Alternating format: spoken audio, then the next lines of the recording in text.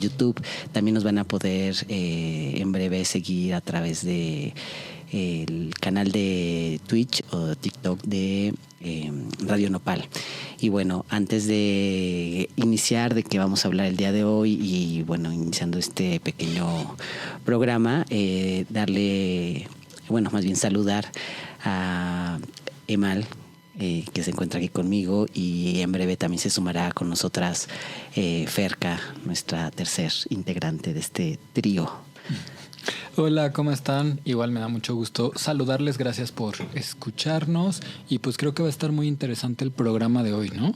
Un tema como quizá rara, esa mezcla entre diversidad sexual y espiritualidad o religión, pero va a estar bueno.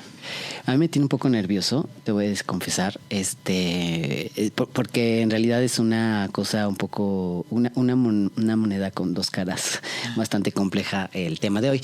Pero bueno, iniciando, justo como decía Emal, y a espera de que arribe con nosotros Ferka, el día de hoy hablaremos sobre religión, espiritualidad y sexodisidencias.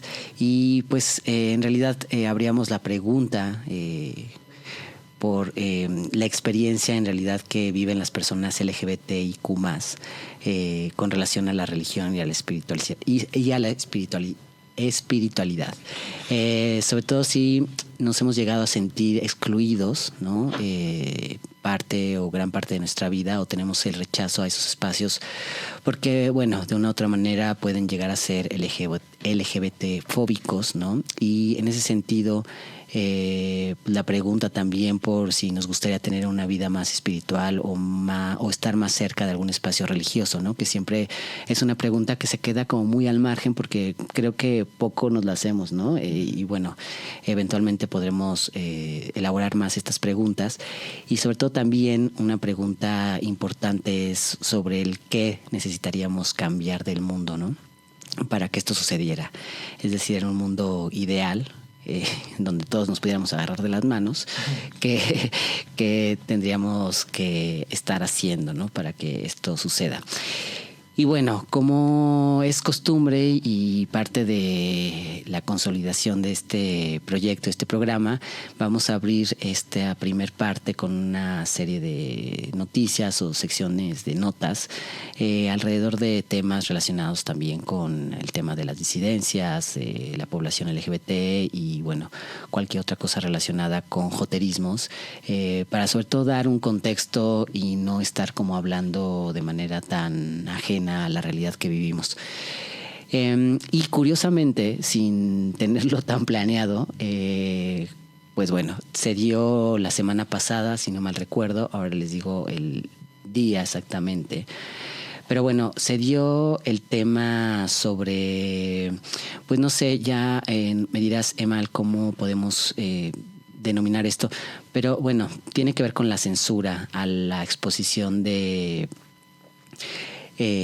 la obra de, se me fue su nombre horriblemente, Fabián Chaires, gracias, a la obra de Fabián Chaires, La Avenida del Señor, que bueno, justo el programa anterior traíamos esta nota, ¿no? de la exposición que estaba pues ahí disponible para irla a ver, a visitar, y bueno, todo el tema relacionado con una suerte de protesta que hubo de un grupo religioso, ¿no? En las instalaciones de la exposición, y que la semana pasada se consolidó, por así decirlo, en una suerte de demanda, ¿no? Emal, si no mal recuerdo, tienes un TikTok, aprovechando la corte comercial, pero bueno, pueden también ir a ver el canal de Emal en TikTok, tiene varias cápsulas interesantes, y en una de ellas también habla sobre esta nota, ¿no? Del la demanda que se interpone, la censura, y hasta el momento, bueno, siguen sin dar una respuesta, tengo entendido, por parte de la escuela de la UNAM. De la UNAM, ¿no? De la escuela de San Carlos, ¿es? ¿El colegio de San Carlos? Es la Facultad de Artes y Diseño, y la Academia de San Carlos pertenece a esa facultad. Pues bueno, de este tema mucho que elaborar, igual no nos no nos detendremos tantísimo, pero sí quisiera yo, si podemos un poco detenernos ahí, dos cosas, ¿no? Por un lado está la cuestión de qué sería una suerte de censura, ¿no? En las cuestiones del arte, es decir, hasta dónde el arte tendría la capacidad de abordar cualquier tema. Supongo que es un debate constante en esos campos, y hasta dónde también grupos religiosos no podrían justo intervenir para censurar este tipo de exposiciones, que no sé si necesariamente hacen alegoría tal cual o referencia justo a sus credos como tal, ¿no? Que esa es un parte, creo yo, fundamental de la demanda. Es decir, había una suerte ahí como de señalamiento sobre una supuesta cristianofobia, cosa que pues hay que decir no existe. O sea, decir, es lo mismo que decir que hay racismo a la inversa, no existe, para que nos quede claro. Y bueno, acá se jugaron esos elementos y también se juega, creo yo, pues la misma sensación del artista, ¿no? O sea, es decir, no es cualquier grupo el que mete la demanda, es decir, es un grupo bastante poderoso y pues todo lo que se juega alrededor de eso, ¿no? O sea, es decir, no tengo ni idea qué tantas, además, mensajes de odio ha recibido el artista. Es decir, también no conozco bien la situación que esté viviendo en este momento, pero pues imagínate trabajar durante, qué sé yo, varios meses, un año, lo que necesite llevarse el tiempo para elaborar algo así, y que bueno, te veas un tanto amedrentado y además censurado por este tipo de acciones. Pues nada, no sé qué opinas al respecto o qué idea te suscita todo esto que he intentado elaborar. Pues como bien decías, siento que esta noticia tiene mucho que ver con el tema que vamos a tocar hoy, que es espiritualidad, religión y diversidad sexual, porque creo que hay muchos matices muy interesantes en el debate. Creo que después los podemos como retomar, pero justo esta noticia sobre el amparo, ¿no? que se ganó en favor de grupos religiosos para cancelar esta exposición, tiene mucho que ver con este debate, ¿no? De gente que se siente ofendida por la diversidad sexual y que dice esto es cristianofobia, esta exposición vulnera los derechos religiosos de ciertos grupos. Y por otro lado, yo creo que sí vi una generalidad, una postura como bastante generalizada entre la diversidad sexual, de decir, bueno, clausurar de esta manera la exposición de Fabián Chaires, pues es discriminatorio, es censura, ¿no? Es LGBTfobia. Entonces ahí está como un debate muy interesante. Yo creo que tampoco es algo tan sencillo, ¿no? Porque de pronto veía esta cosa como de, no, pues es que la gente religiosa es ignorante y tal, ¿no? Entonces ahí yo creo que hay que tener cuidado con los matices y con las sensibilidades también que esto puede generar. Ahora, algo que yo decía es que este amparo lo ganaron no cristianos de a pie, ¿no? No cristianos ofendidos. Claro. Pues no sé, que se indignaron y dijeron vamos a sacar un amparo, sino organizaciones ultraconservadoras que están organizadas en redes en España y América Latina, como es la Asociación de Abogados Cristianos. Si pueden buscar información sobre esta asociación, se van a dar cuenta del tipo de organización que es, el poder que tiene y la fuerza que ha tenido para atacar a mucha gente, ¿no? Y han perdido muchos casos, hay que decirlo, pero de cualquier forma, llevar a lo legal una batalla contra artistas, por ejemplo, en España, ¿no? Yo decía de Abel Azcona y Drag Settler, una drag de España, en fin, muchas personas. El coño insumiso también, que es una figura de un coño que había procesiones de mujeres feministas que llevaban este coño, también fueron demandadas, me parece que 7 activistas. Y aunque la Asociación de Abogados Cristianos pierda la mayoría de las batallas, pues sí te pone en una situación muy compleja de tener que defenderte legalmente, ¿no? De buscar abogados, etcétera, ¿no? Pero a esta asociación hacer eso, pues no le quita nada, porque pues son personas con mucho poder, como decía, y mucho dinero, ¿no? Justo yo decía en TikTok que pues organizaciones como el Yunque y el partido Vox en España están ligadas a esta asociación. Supuestamente no es algo que se haya comprobado, pero la asociación no lo ha desmentido tampoco. Fabián Chaires decía que personas como Salinas Pliego y Lili Telles también estaban detrás de este caso, como empujando, ¿no?, la censura. Entonces, es muy complejo. A veces pensamos que si un juez o una jueza dictan una sentencia es porque eso es la justicia, ¿no? Eso es lo correcto, eso es lo que está bien. Y en este caso yo creo que al juez que determinó esta sentencia completamente le faltó perspectiva de diversidad sexual, perspectiva antidiscriminatoria. Creo que hay muchísimos elementos para decir que esto sí es censura, y una de esas cosas que creo que también decíamos en el programa pasado es que el cristianismo en México o en casi toda América Latina no es una religión perseguida, y muchísimas personas, incluso las personas LGBT, o pertenecemos a esas iglesias o nos influenciamos de una u otra manera, ¿no? Yo, por ejemplo, pues no crecí con una religión, pero pues obviamente he ido a muchas misas en mi vida porque es como de parte de los rituales culturales mexicanos, ¿no? Claro. O sea, no es como que algo de lo que te puedas escapar. Está en todas partes, y no es que necesariamente queramos estar en esos espacios religiosos. Es que a veces es parte de la sociabilidad de las personas mexicanas, y desde ahí es que creo que también puedes hacer críticas porque es parte de tu cultura, ¿no? Más allá de lo religioso hay un aspecto cultural, y no entiendo por qué no se podría hacer una crítica, o por qué no se podría hablar incluso de la sexualización o de la sexualidad más bien de las monjas, de los sacerdotes. O sea, de hecho eso no es algo nuevo, ¿no? Hay gente que ha hablado de eso, porque por supuesto que la sexualidad no es nada más lo penetrativo, pero hay monjas, monjes que pues viven su sexualidad de ciertas maneras, quizá no de sexo tradicional, porque es algo que han hecho este voto de, ¿cómo se dice? Castidad. De castidad, pero... Castidad o abstinencia. Castidad. Sí. Sí, creo que de castidad es solo para hombres, ¿no? Pero bueno, o sea, claramente este voto, no tenemos toda la jerga necesaria. toda la jerga cristiana, pero eso no significa que no haya un erotismo y una sexualidad de la que mucha gente ha hablado.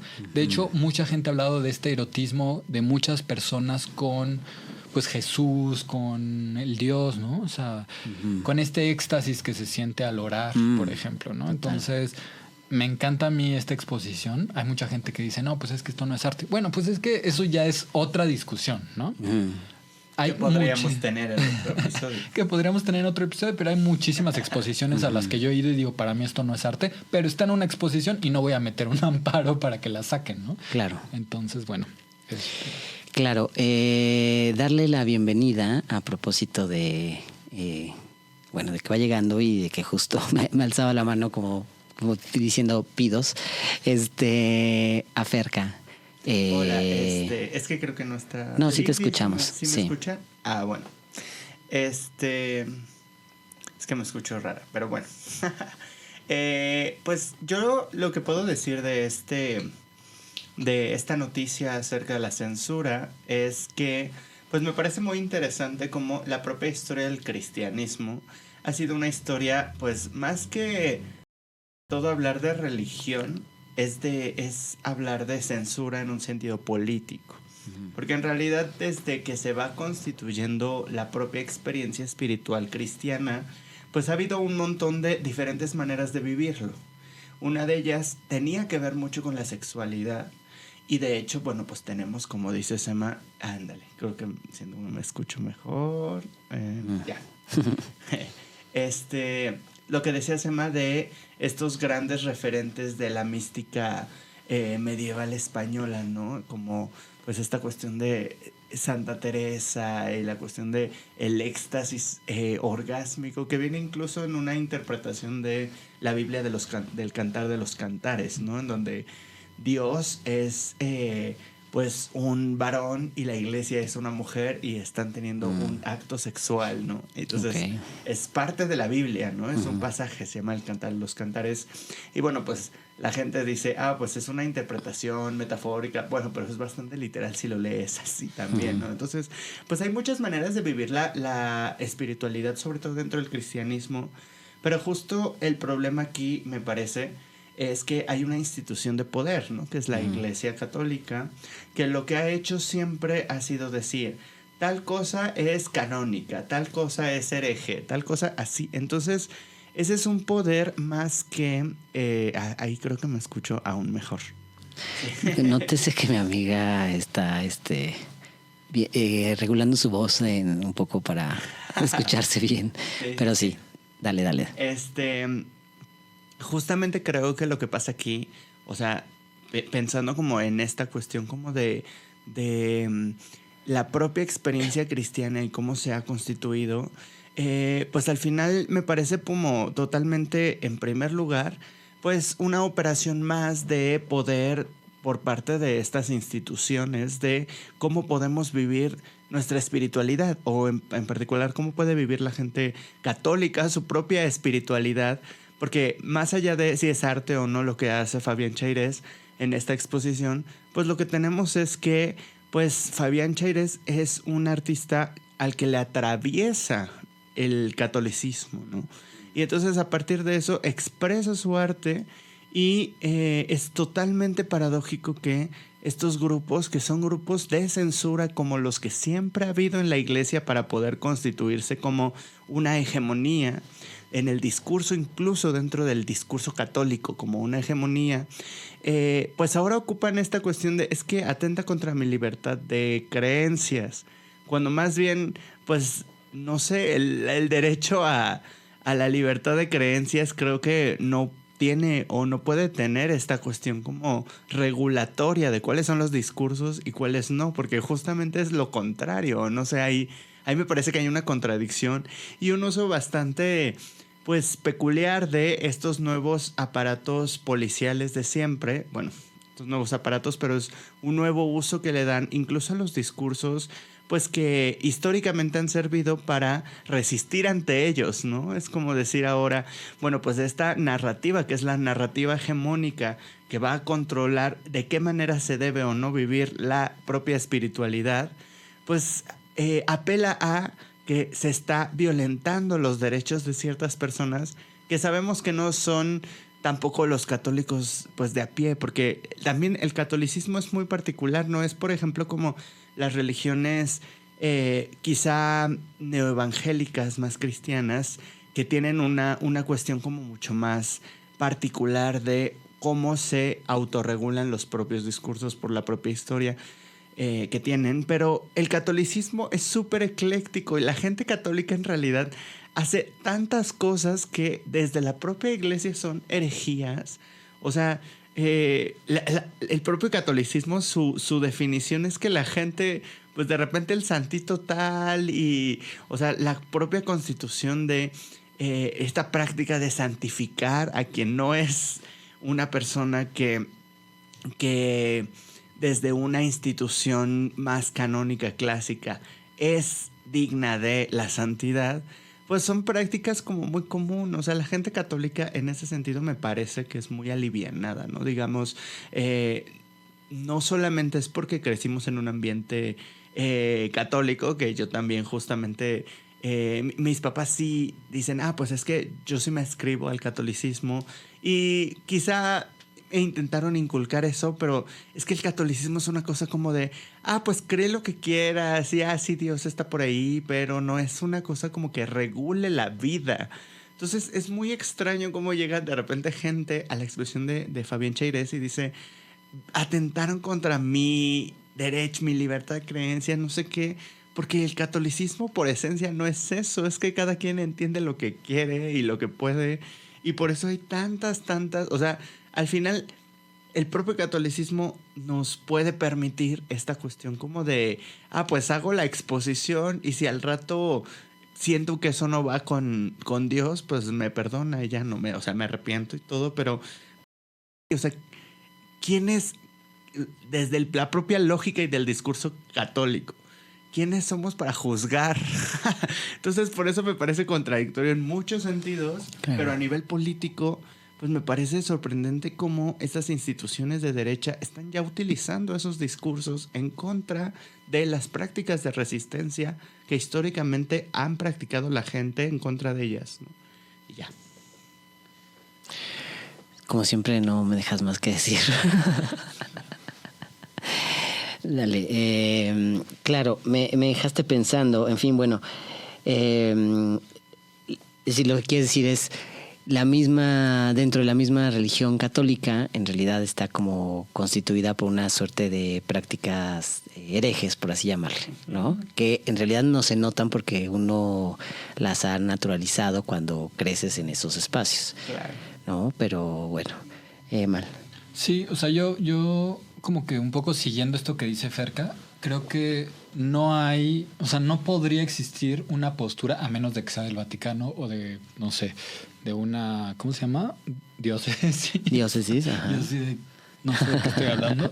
No, pero a menos de que existiera una postura así, siento que esta postura de censura con la exposición no representa a la comunidad católica en su totalidad. Yo creo que sí está chido como insistir en este componente de una corriente ultraconservadora, o sea, ni siquiera la derecha, ¿no? Es la ultraderecha, por estos personajes que están sumándose a esta censura.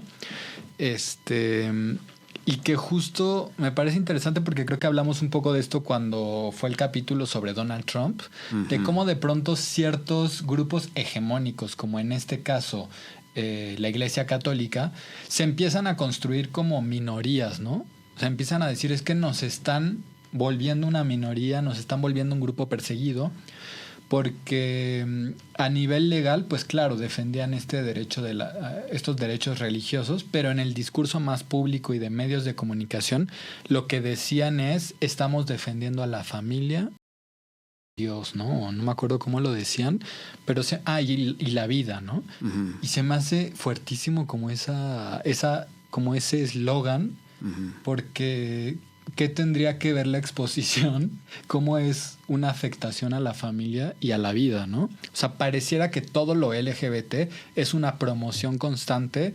Uno, de que no te cases y entonces no formes una familia natural, entre mil comillas.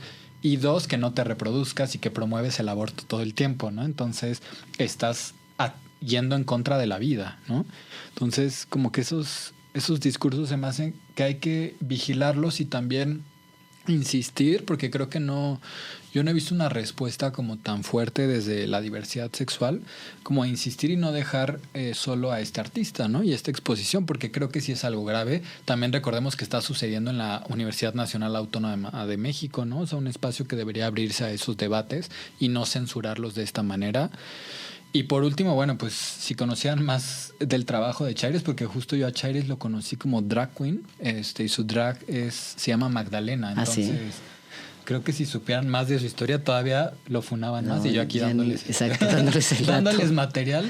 Pero claro, o sea, es que o sea, Chaires ha estado en 1000 espacios antes haciendo esto y pues no creo que la sociedad católica a la que pertenecemos realmente se haya ofendido, ¿no? Yo creo que pues eso, como decía Ferka, hay mucha flexibilidad y mucho espacio para otras expresiones que se salgan de esto que le está molestando a esta ultraderecha. Y es que, nada más, para terminar un poco, pues justamente con esto que dices, Emma, me parece que pues se están constituyendo como una minoría, porque sí son una minoría, ¿no? O sea, como que hay que tener como muy en claro, creo yo, que pues sí hay ciertos discursos que podemos usar, por ejemplo, las personas LGBT para decir, bueno, es que pues en una democracia pues somos una minoría y necesitamos tomar parte de las políticas públicas, las acciones estatales a partir de cómo funciona el gobierno, etcétera. Pero eso siento que solo es una estrategia, ¿no? O sea, lo que queremos es que no nos violenten y vivir una vida digna. O sea, y bueno, pues hemos encontrado dentro de los discursos de la democracia clásica, pues esto de, somos minoría. pero pues no es lo mismo ser una minoría pues que históricamente ha sufrido violencia sistemática, que justamente cuenta con unos altos índices de precarización, a pues cualquier minoría, ¿no? Porque la ultraderecha también es una minoría, o sea, el 1% de la población. Y el 1% más rico es una minoría. Y entonces dentro de los jóvenes de la democracia liberal, pues claro que dicen, es que todo mundo tiene voz. Pues sí, pero no estamos luchando por lo mismo, ¿no? Estamos luchando por tener una vida digna y ellos están luchando por conservar ciertos privilegios a partir de la manipulación y que y esos privilegios justamente son condición de mantenerlos, condición de exclusión de todos los demás, ¿no? Entonces, hasta cierto punto sí hay que verlos como una minoría. Y tener en cuenta que no todas las minorías, o sea, vienen desde el mismo lugar, claro. Porque justamente luego hablan, o sea, mi problema con estos grupos es que hablan desde la comunidad católica. No, la comunidad católica, o sea, ahorita que decías, Emma, esto de Fabián Chairés, yo lo conozco, o sea, yo también, estas obras no son nuevas, están por ahí circulando desde siempre. O sea, y la gente en México todavía sigue siendo en su gran mayoría católica. Seguramente mucha gente católica vio esas obras antes porque de verdad llevan años, no sé si una década al menos, que yo las vi y dije, pues qué padre exposición. No tengo ahorita tiempo de ir, pero ya las vi, las obras en otros lados. Entonces, más bien, ahorita llegan en particular al horizonte de ciertos grupos que son minoritarios, que ni siquiera son parte de como ciertos espacios en donde Fabián Chairés estuvo compartiendo esas obras. O sea, porque también llega la Universidad Nacional Autónoma de México, como dices, pero más allá de es un espacio universitario, es un espacio de élite. Y también en donde mucha gente de ultraderecha, de esa minoría del 1%, sí encuentra como que es un espacio particular que sí vale la pena mirar. Y entonces es cuando está, y con eso digo, pues también hay que defender esos espacios para expulsar de la universidad, por ejemplo, a esta gente, porque a esa gente no le interesa si Fabián Chairés expuso su obra, no sé, en un bar del centro, ¿no? Que es en donde yo vi alguna de la obra, ¿no? En algún centro comunitario, en algún museo popular. Ahí han estado esas obras. Le interesa que esté en la UNAM, porque la UNAM parece que es su espacio de ellos. Y entonces justamente sí hay que defender eso, hay que sostener, son una minoría, porque o sea, los católicos ya la vieron las obras desde siempre. Entonces, pues sí hay que tener como mucho cuidado con eso, ¿no? Y creo que es parte para poder empezar quizá el programa, no confundir el catolicismo, la religión judeocristiana, quizá con una minoría de ultraderecha que ha manipulado históricamente a mucha gente para conservar su poder y que utiliza el discurso de la religión, porque a esa gente ni siquiera le interesa ni la religión, ni Dios, ni nada. O sea, claro, le interesa seguir con su poder y ya. Claro, que no sería además la primera, ni única, ni última vez que en realidad también símbolos, por así llamarlo, religiosos, son usados como producto cultural. Me hiciste acordarme ahorita de todo, o sea, de la Madonna de los 80, 90, toda su producción discográfica y audiovisual, que tenía, bueno, una referencia directa con un montón de guiños, ¿no?, a ciertos simbolismos religiosos, no solo de una única religión, sino de otras tantas. Y por otro lado, me haces pensar entonces en la pregunta de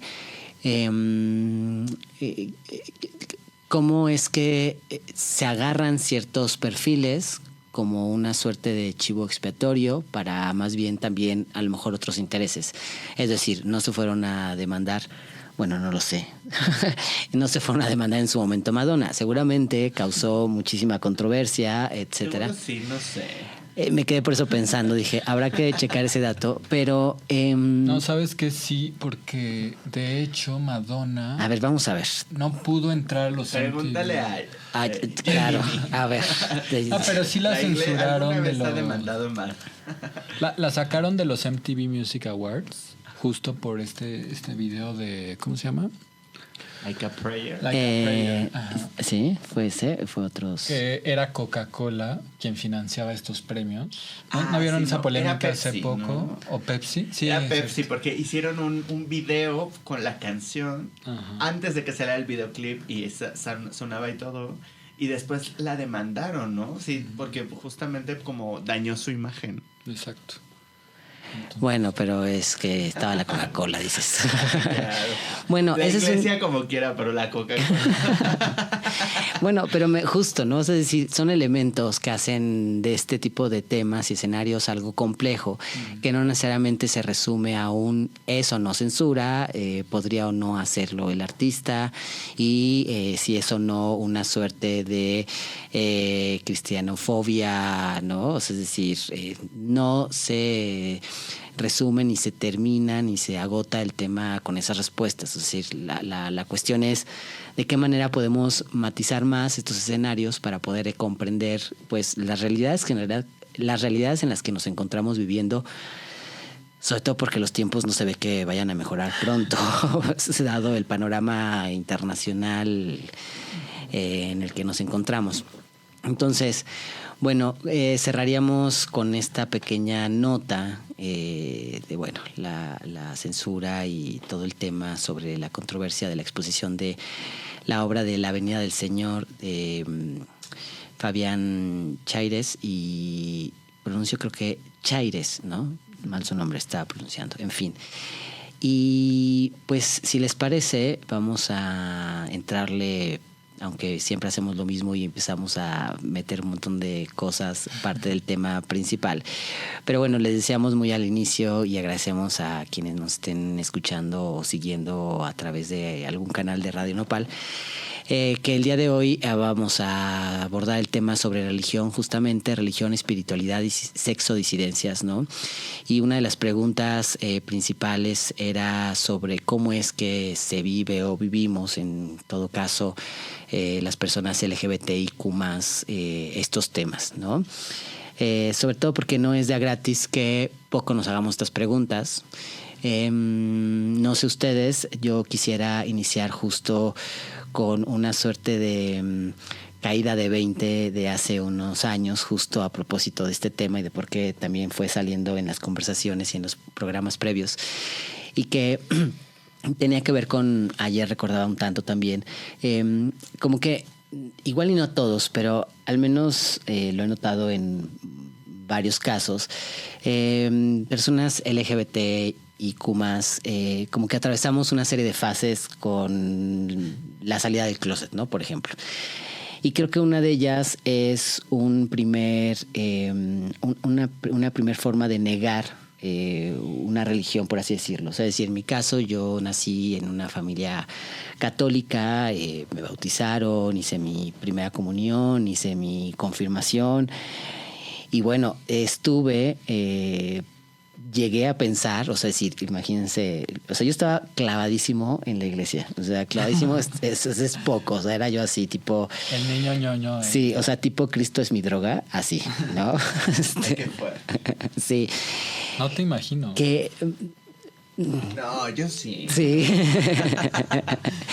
Pero es bien interesante porque, bueno, a ver, por un lado... y voy a seguir trayendo este ejemplo para varias cosas, pero bueno, a ver, por un lado, amistades cercanas hasta el día de hoy, que claramente también se alejaron, ¿no? Como de todo el espacio del que les he referido. Bueno, se consolidaron en esos grupos, ¿no? O sea, es decir, porque estoy hablando que eran mis 16, 17, 20, o sea, decía hasta como cerca de los 22, 23 que estuve yo en esos espacios. O sea, toda mi adolescencia la viví siendo una casi religiosa. Eso no sabíamos de Roy. Por eso les invitamos a seguirnos para que se enteren del chisme. Pero, a ver, eventualmente me asumo, salgo del closet, bueno, todo el proceso que a lo mejor varios y varias viven, varias también vivimos, y hay un primer momento de querer negar todo, ¿no? Entonces uno se vuelve así totalmente anticreyente, bueno, en fin, cínico, lo que sea. Hasta un cierto rencor, ¿no? Y eventualmente algo, y quiero llegar a ese punto, uno va entendiendo, por un lado, la función de la religión a nivel social y cultural, es decir, hay una función y muchos campos de estudio la han trabajado. Por otro lado, también uno va comprendiendo que, bueno, no sé si necesariamente uno tendría que estar peleado, ¿no?, con esos espacios.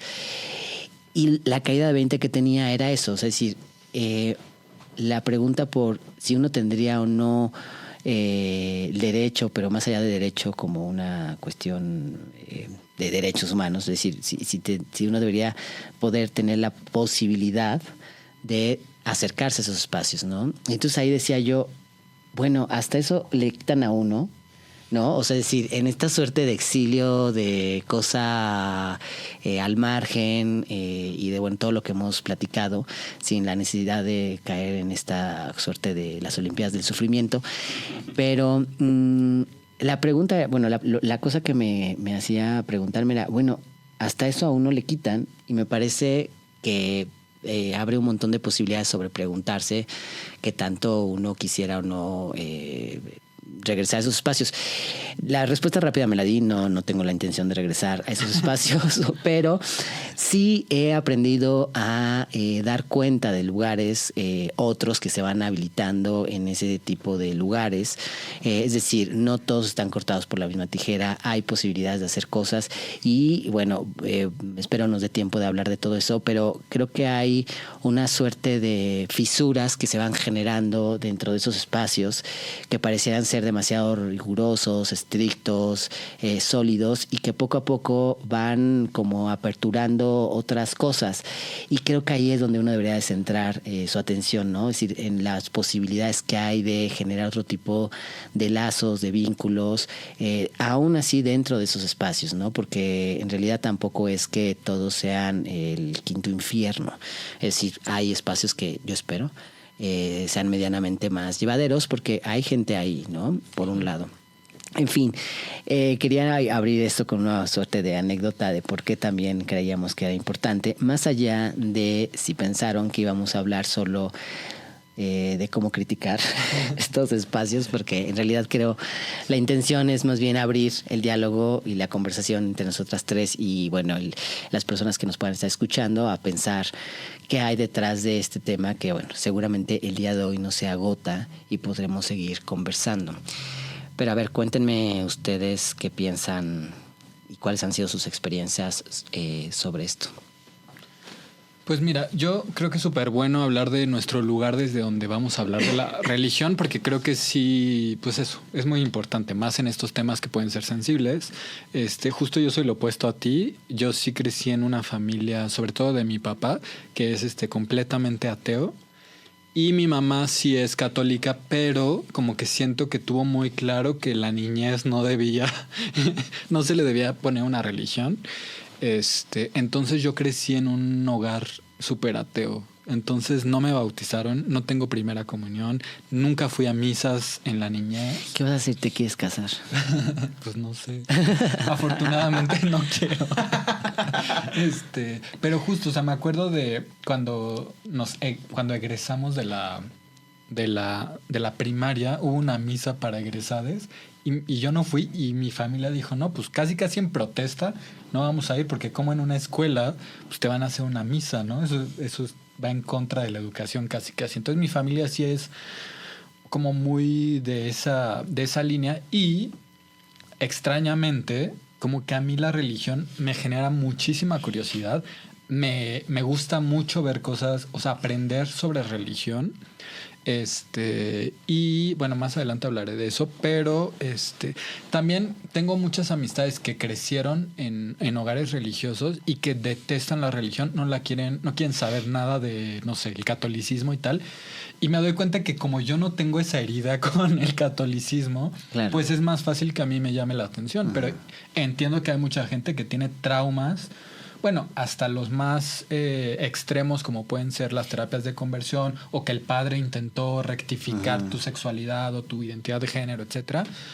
hasta cosas como más sutiles de los sermones homofóbicos, lesbofóbicos, transfóbicos, ¿no? Pero a mí como no me tocó todo eso, y a mí al contrario, o sea, parte de mi politización ya más de joven, tiene que ver con muchos espacios de jesuitas, dominicos, ¿no? Como de gente ligada a la teología de la liberación o incluso monjas feministas, ¿no? O sea, sí me tocó en muchos espacios quienes nos dedicamos a los derechos humanos. Creo que en muchos momentos nos encontramos con agrupaciones religiosas de todo tipo.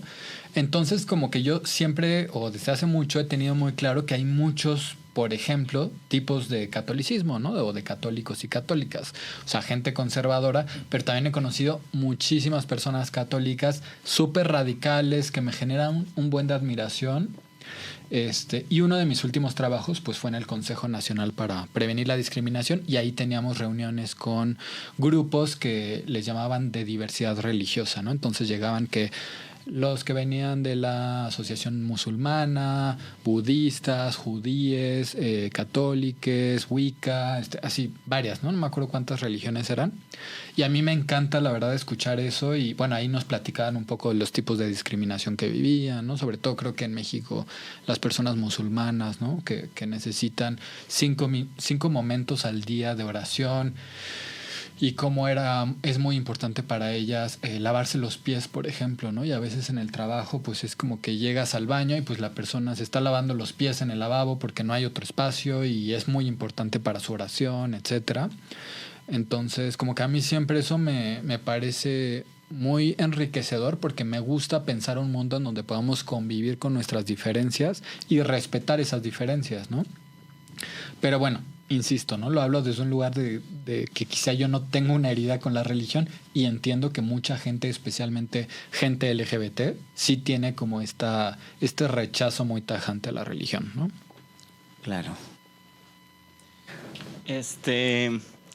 Pues yo justamente también como Emma, mi familia sí es religiosa, pero es una cosa como muy rara, porque cuando yo era niña, mis papás practicaban pues un catolicismo muy, no sé cómo decirlo, laico, secular, no sé. Relax.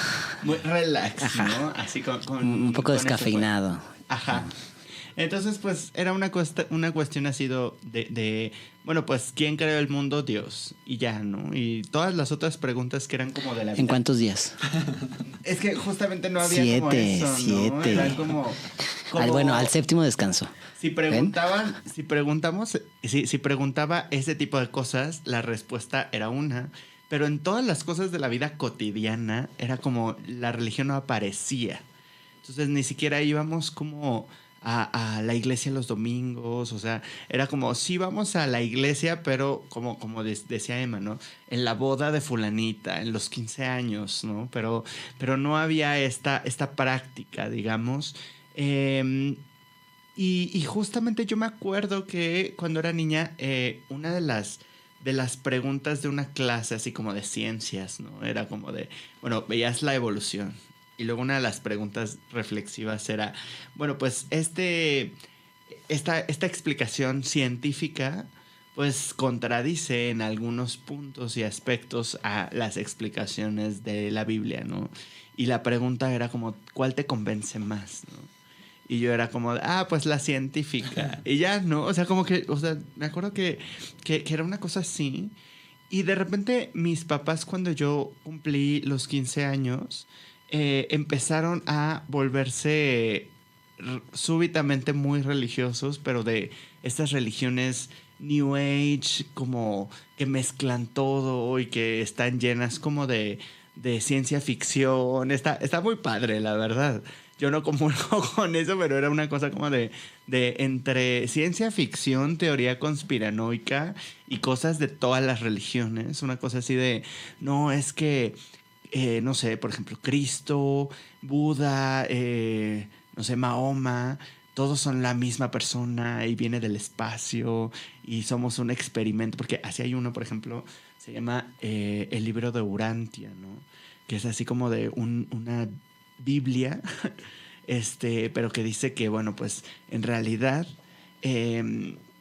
somos una como creación de alienígenas y Cristo es como uno de estos prototipos de la raza perfecta que querían crear aquí los alienígenas. O sea, es una cosa así como muy loca, pero de repente mis papás empezaron como a leer eso y a creerlo.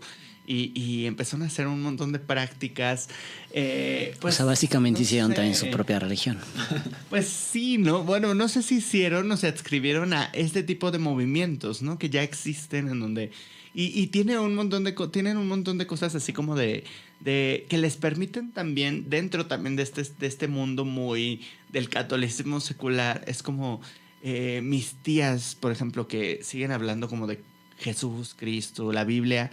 Mis papás es como, sí, Jesús, Cristo, la Biblia. Obviamente no dicen ahí es un alien y no nos va a llevar a la quinta dimensión o cosas así.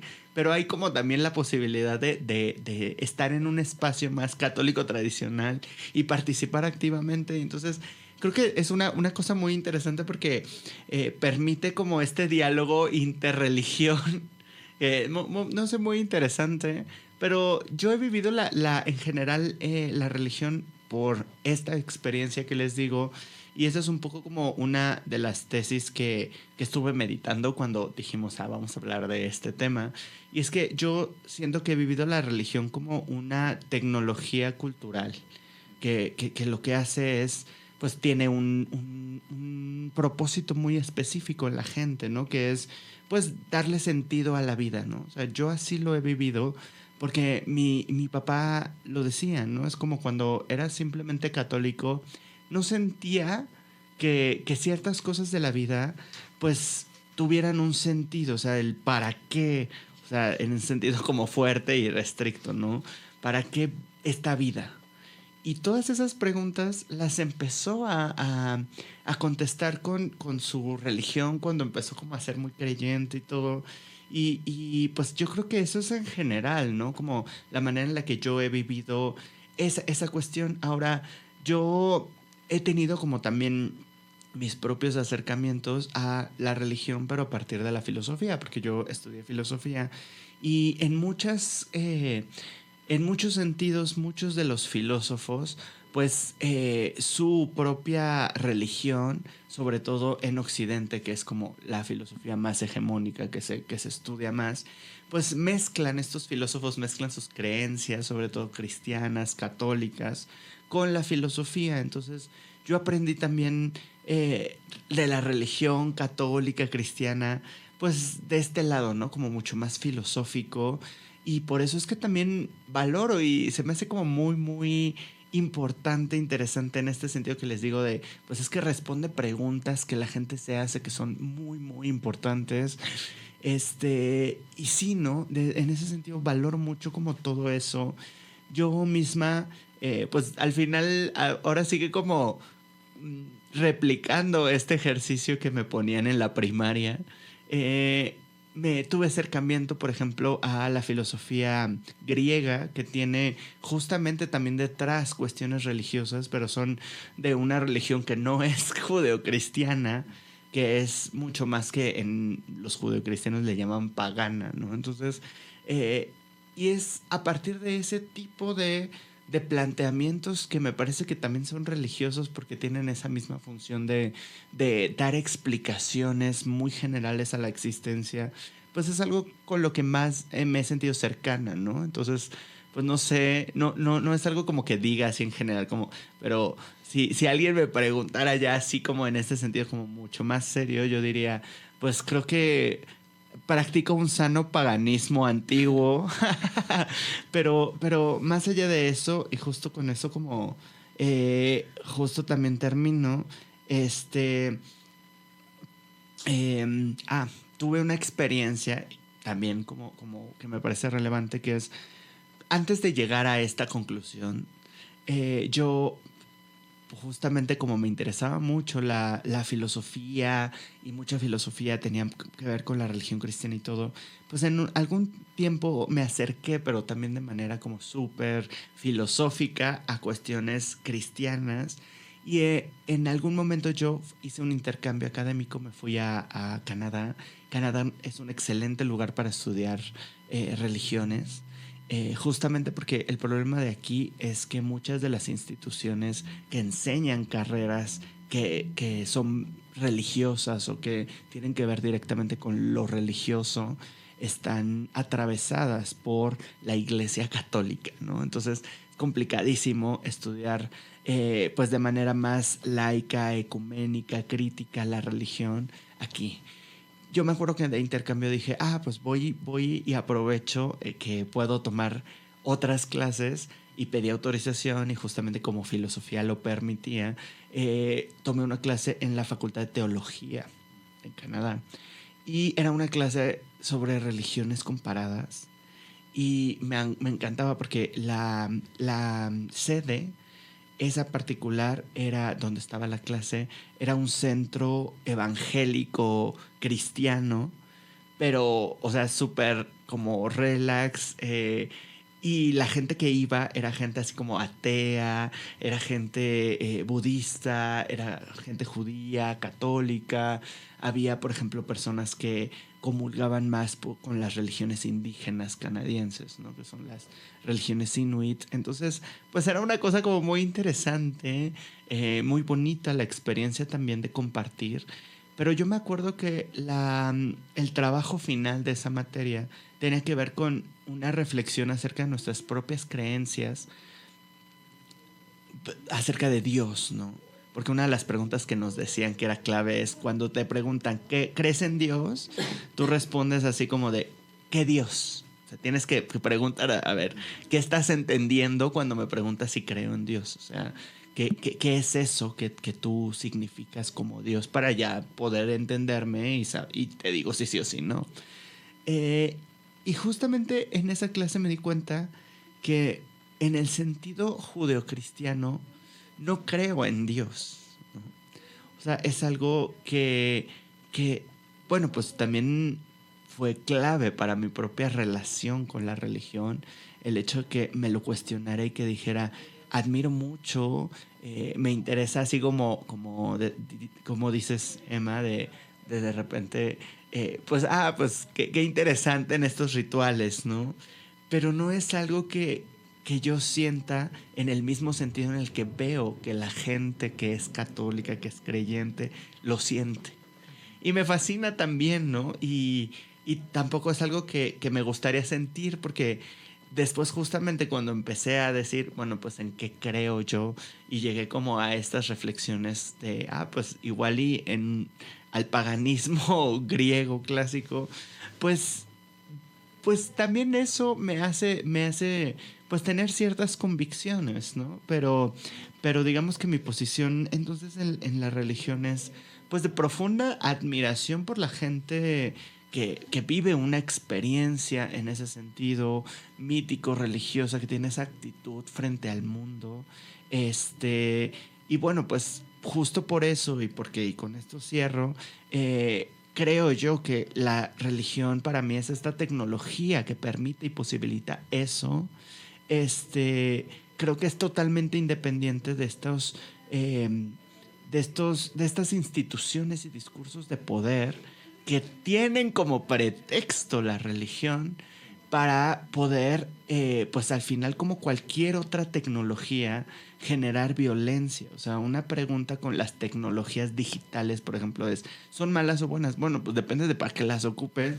Igual la religión creo que es una tecnología que es utilizada por grupos de poder para violentar, pero eso no es la religión y esa no es la vivencia, la experiencia de esta gente que admiro mucho cómo es que vive y que puede ser gente, como dice Emma, o sea, gente pues muy conservadora o gente súper revolucionaria, progresista, porque la religión no se trata de eso. Lo que se trata de eso es, pues eres buena persona, ¿no? Y hay gente buena persona con religión, sin religión, con X o Y religión.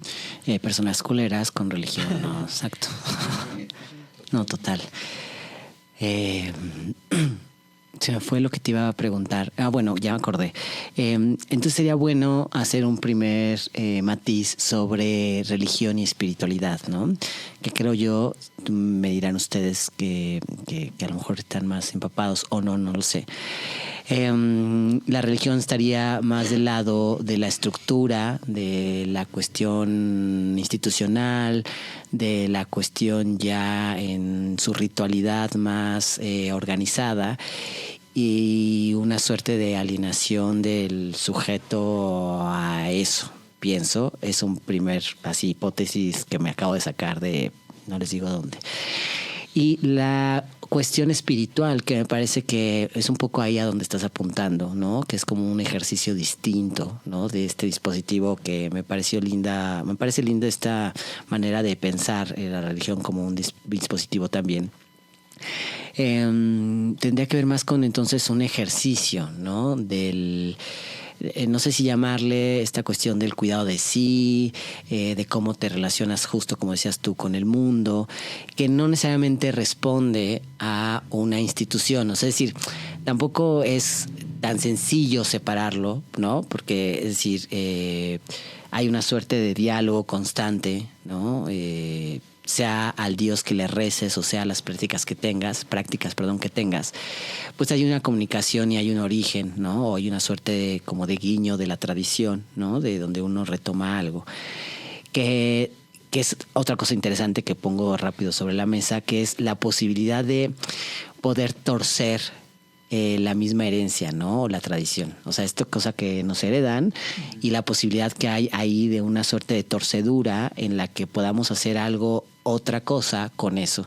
Y esto que mencionas, Ferka, me parece interesantísimo, ¿no? Es decir, cómo se reapropia uno de ciertas cuestiones y las pones en acto, en escena, en práctica, para además producir otra manera de estar, pues vaya, relacionándote con el mundo, contigo mismo y posiblemente con el otro. Me hicieron acordar rápido un paréntesis que, bueno, dos cosas. Una es que en su momento yo hasta llegué a pensar en meterme a estudiar a estos lugares que se me acaba de olvidar la palabra. Seminario. Seminario, gracias. Sí, no sé qué hubiera sucedido de mí si hubiera entrado ahí. Tal vez te lo hubieras pasado muy bien. Exacto, estuve tentado a decir algo así. Claro, pero claro. Y la otra es que hace tiene ya unos cuantos años, pero por ejemplo, a mí me han invitado a ser padrino, ¿no? De gente cercana, es decir, me van a acribillar mis comadres, efectivamente, bueno, no me acuerdo de quiénes, no. Por ejemplo, soy padrino de dos pequeñas, ¿no? En distintos momentos y tiempos, etcétera. Y claro, cuando me invitan, ¿no? Y lo primero que a mí se me pasó por la mente es, tú sabes lo que estás haciendo, ¿no? Pero no te preguntan así de si eres homosexual. O sea, el padre sí te pregunta, ¿no? Bueno, no, nunca me preguntó ni me puso a prueba. Hubiera estado rarísimo. Para eso era el certificado de heterosexualidad. ¿Sí han visto el meme que hay? Sí. Pero claro, la prueba sobre la heterosexualidad estaría rarísima. No sé cómo se puede hacer. No, pero fue una pregunta que sí me rondó por la cabeza, ¿sabes? O sea, es decir, una suerte como de espacio que sabía que no estaba del todo adentro, pero bueno, hay una suerte de herencia, ¿no? Y en realidad yo, por estar bautizado y haber hecho comunión y estar con la confirmación, se dice estos, se me fue el nombre de estas acciones, claramente ya olvidé mi pasado, me permitía, ¿no?, acceder a ello. Tampoco les aclaré mucho sobre mi vida nocturna y demás. Pero bueno, a ver, lo que quiero traer acá es que en su momento sí, además acepté poniendo todo en la mesa como de, bueno, pero pues vamos viendo. Y sobre todo porque, bueno, había una suerte de guiño para mí importantísimo sobre una suerte de elección, ¿sabes? O sea, sí que te eligieran como para eso, para la otra persona era importante. Entonces para mí se volvía importante. Y en ese sentido, lo que quería llegar con esta suerte de rodeo y divagación era que para mí esta cuestión religiosa o espiritual se vuelve importante en la medida que es importante para la otra persona. Es decir, no sé si necesariamente yo creo en estos momentos, ¿no? En algo superior a mí, posiblemente en algún otro registro, pero en la medida en la que tú me digas que para ti es importante, y creo, te creo. Y en ese sentido cobra cierta materialidad, por así decirlo, ¿no? Tengo gente cercana, muy, muy querida, que, por ejemplo, es muy creyente en ese sentido de varias cosas. Y de hecho, bueno, no voy a decir nombres, es alguien muy cercano, muy querido, pero por ejemplo, me pregunta, oye, ¿tu mamá no tendrá alguna medallita para tal cosa, cual, no? O sea, como diciendo, necesito el remedio para esto. Uh-huh. Entonces, como, bueno, ya escucharon que vengo de una familia un tanto católica o muy católica, entonces, pues sí, mi madre tiene, porque además tenemos una tía que es religiosa. Entonces tenemos como que todo el arsenal de imágenes y medallitas y todo, ¿no? Para qué sirve cada cosa. Y entonces, bueno, le he acercado cosas de, mira, mi mamá te manda esto, dice que hagas esto, ponlo así y asado. ¿Se acuerdan de esta figura del detente que usó nuestro expresidente en alguna suerte de acto o de mañanera? No sé si lo tienen registrado o no. Era una suerte de imagen, ¿no? Que se llamaba detente, es una oración. Entonces estas imágenes... ¿Para el COVID? Para el COVID, y no me acuerdo para qué otra cosa hizo referencia. Sí, que el COVID justamente... Detente COVID, ¿no? Ya no. Exacto, que se volvió un meme, pero acá es interesantísimo, porque en realidad, o sea, es una oración, es una imagen. Y por ejemplo, en mi casa, en la familia, esa imagen se pone en las entradas, como para protección. Que me está haciendo sentido lo que decías hace rato sobre estas herejías y prácticas paganas, ¿no? Es decir, uno coloca esta suerte de imágenes en lugares estratégicos. Entonces, yo no soy muy creyente, pero mi casa tiene o sea, tiene en las puertas y en las ventanas esas imágenes, esas oraciones. Y pues nada, que si uno va en coche, igual mi mamá nos mete ahí lo que se necesita meter, claro, como ajá. Y bueno, mira, voy a tocar madera porque a lo mejor una no es muy creyente, pero sí supersticiosa. Y y hasta ahorita, bueno, te protege. Pues hay cierto efecto, ¿no? O sea, a propósito de esto de dar sentido a algo, y en realidad eso era lo que quería un poco también traer a la mesa. Y perdón, estamos de nuevo con ustedes. Y bueno, era lo que quería traer a la mesa, ¿no? Es decir, esta suerte de poder que uno le puede dar a ciertas prácticas, a ciertos rituales, sentido que le da a la vida y al estar, y también la manera de vincularnos y relacionarnos, ¿no? O sea, es decir, tampoco uno puede ir descartando a todo el mundo solo porque es más menos creyente, qué sé yo, que tiene más menos prácticas espirituales. En fin, dejo ahí esta suerte de divagación y ya. E intentaré dejar de decir tantas veces suerte, que me estoy cachando, que lo digo mucho. En fin. Pero... Dale. Pues tú hacías como esa pregunta y quisiera como contestar un poquito y a ver también qué opinaba Emma.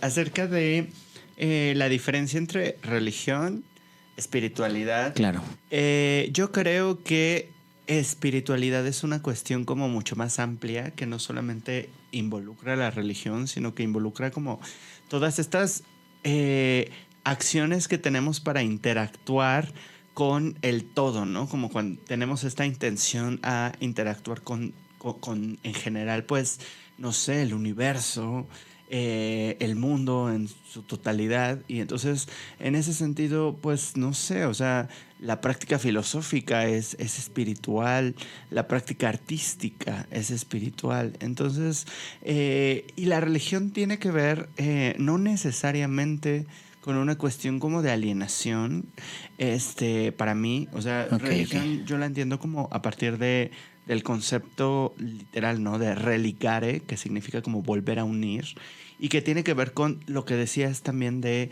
pues que son prácticas que sí están hasta cierto punto institucionalizadas, pero bueno, yo pues creo en los procesos de institucionalización, no creo que debamos de destruir todas las procesos. Creo que hay instituciones más violentas que otras, más hegemónicas, pero evidentemente para sostener algo y para sostenerlo por tantos siglos y milenios, pues necesita haber una especie de institucionalización.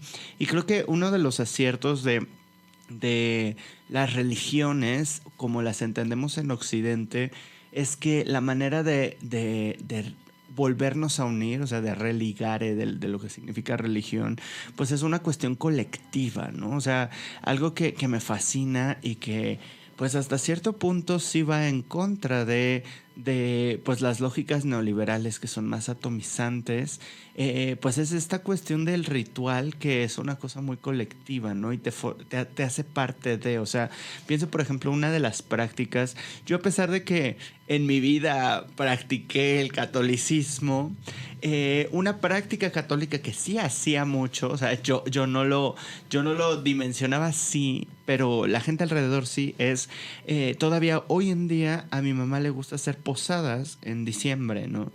Y yo me acuerdo que me encantaba desde niña como cantar los villancicos, porque siempre me gustó cantar, ¿no? O sea, cantaba desde El Chavo del Ocho, Belinda, y si me ponías los villancicos, el Ora Pro Nobis y no sé qué, me encantaba y me fascinaba. Y entonces, bueno, pues las señoras, ¿no? Católicas que sí creen mucho, son muy creyentes y todo, pues fascinadas conmigo, ¿no? Que yo estaba viviendo así el conciertazo de mi vida cantando, ¿no? Pero justamente eso, o sea, y cada año se siguen reuniendo. Evidentemente hubo conflictos y problemas sociales que tenemos, toda la gente, los vecinos, pero aún así siempre las posadas eran la ocasión para, bueno, es que necesitamos conciliarnos. ¿Por qué? Porque no podemos no tener las posadas. Entonces, pues ni modo, ¿cómo le vamos a hacer? Pues pídele perdón al vecino porque necesitamos como hacer esto. Y todavía hoy en día, ¿no? O sea, como la última vez que fui, y pues mi mamá sigue haciendo la posada y las señoras ya me ven grande, me ven así, toda travestida, y aún así es como de, ay, qué bueno que viniste, porque necesitábamos que cantaras, ¿no? Entonces era como una cosa, pues que creo que es importante de la religión, y que por eso yo sí insistiría porque a veces cuando se hace esta distinción, espiritualidad y religión, también la espiritualidad sí puede ser una cosa muy, muy íntima, personal, pero se pierde esta cosa, la religión, que es muy colectiva y que no necesariamente, o sea, sí es institucional porque sí hay reglas, o sea,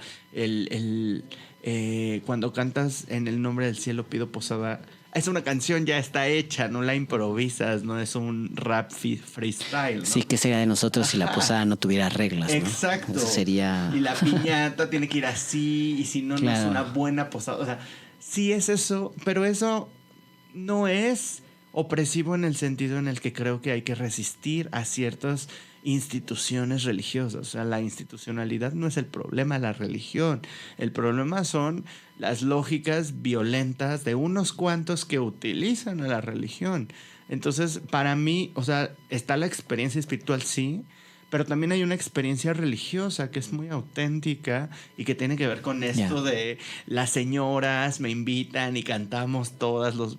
O sea, que justamente de eso se agarran todas estas minorías que decíamos hace rato, que están en el poder, para, pues ahora sí que la religión es rehén de mucha gente. O sea, ¿te imaginas una cosa tan bonita que hace que la gente esté como colectivizándose, que le da un sentido a su existencia y que llegue esta gente con cierta autoridad y de manera totalmente vertical te ponga en la balanza.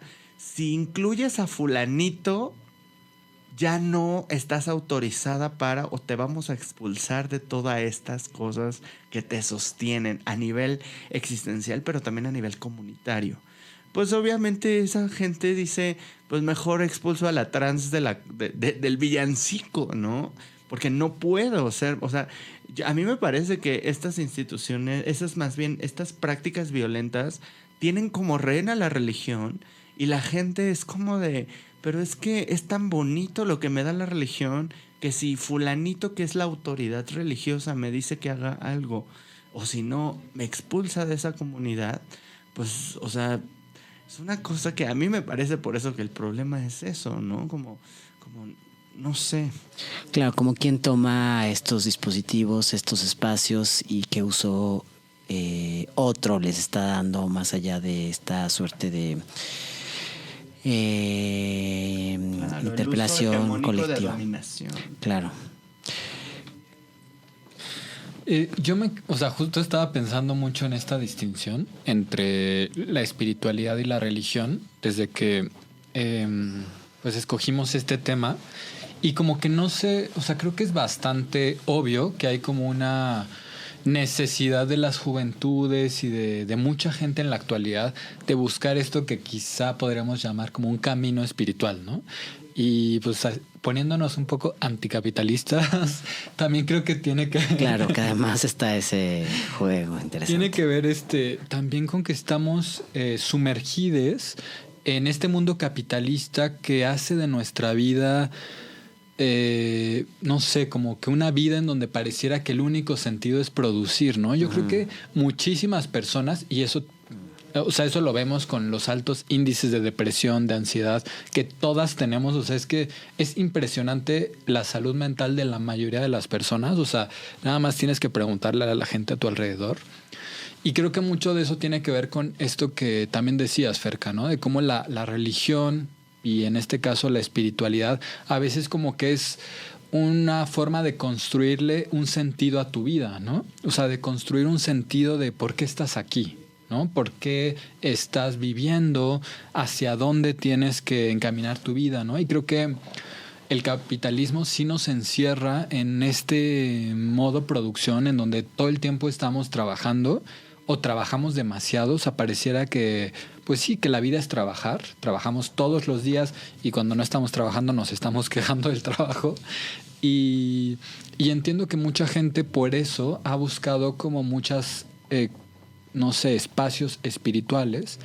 Pero algo que yo estaba pensando también es que, pensando en esta diferencia con la religión, es que como que a mí sí me da como que a veces un poco de envidia o curiosidad este aspecto muchísimo más colectivo de la espiritualidad que se ve en la religión, ¿no? O sea, esto que platicabas de pues que de una kermés, una posada, una misa, o sea, a mí como que ese acercamiento se me hace muy bello. Yo, por ejemplo, cuando he estado en velorios o cosas así, o incluso en celebraciones como esto que decíamos de las bodas, pues se me hace muy lindo ese espacio de compartición con esas reglas, con esas tradiciones, con esos rituales, y se me hace muy importante compartirlo con otras personas. Ahora, creo que esta espiritualidad a la que nos ha brillado quizá la desesperación del capitalismo, pues me parece que sí tiene una tendencia a la individualización de estos rituales, ¿no? Es decir, tú meditas, tú haces yoga, lo cual no está mal, pero como que se pierde algo mucho más colectivo que también es político, ¿no? Claro. Y entonces lo quería también ligar con esto que decía hace rato. O sea, yo admiro a muchas personas que desde las religiones su sentido religioso les lleva a decir, pues es que todas las personas, y quizá es demasiado, pero todas las personas son mis hermanas, ¿no? Y mis hermanos y mis hermanes. Desde ahí tengo que construir una solidaridad con las personas. O sea, yo sí he visto a muchísima gente, sobre todo católica, digo, perdón que estemos hablando quizá principalmente del catolicismo, pero pues también es la religión que tenemos más de cerca. Pero yo sí he visto a mucha gente católica decir, bueno, pues tengo que solidarizarme con mis hermanos migrantes o incluso con las personas LGBT o grupos que históricamente viven discriminación, violencia, opresión, ¿no? Es muy característico que la mayoría de los albergues para personas migrantes a lo largo del territorio mexicano son llevados por personas religiosas o por agrupaciones religiosas. Y también a mí me ha gustado mucho, a mí me ha tocado estar en albergues y me ha gustado mucho ver esa relación a partir de lo religioso, ¿no? De que hay muchas misas y a veces son momentos también de descanso y de acompañamiento, porque pues las personas migrantes vienen de vivir cosas a veces muy fuertes o vienen muy cansadas y esos espacios pueden ser muy reconfortantes, ¿no? Que te reciba un padre o una monja, a veces puede ser muy sanador o liberador o que se siente como de acompañamiento, ¿no? Y justo para cerrar esta idea me estaba acordando de un ritual en el que me tocó una vez participar en un espacio que fue muy fuerte, o sea que era un espacio muy fuerte porque era de acompañamiento a personas. Ritual azteca, ahorita vas a ver. No, era de acompañamiento a personas defensoras de derechos humanos que estaban siendo perseguidas, ya sea por el narcotráfico, ya sea por el gobierno, entonces estaban en situaciones de un riesgo muy fuerte. Y fue como un encierro de 2 días en donde trabajamos sistematizando prácticas de seguridad frente a esas amenazas.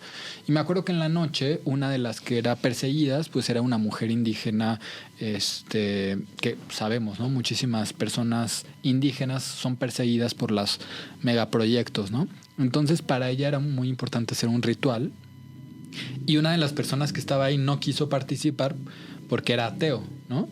Entonces, cuando regresamos a la cena después del ritual, que pues obviamente fue muy fuerte, porque también traíamos muchas energías de los talleres, claro, y de lo que estaba viviendo la gente.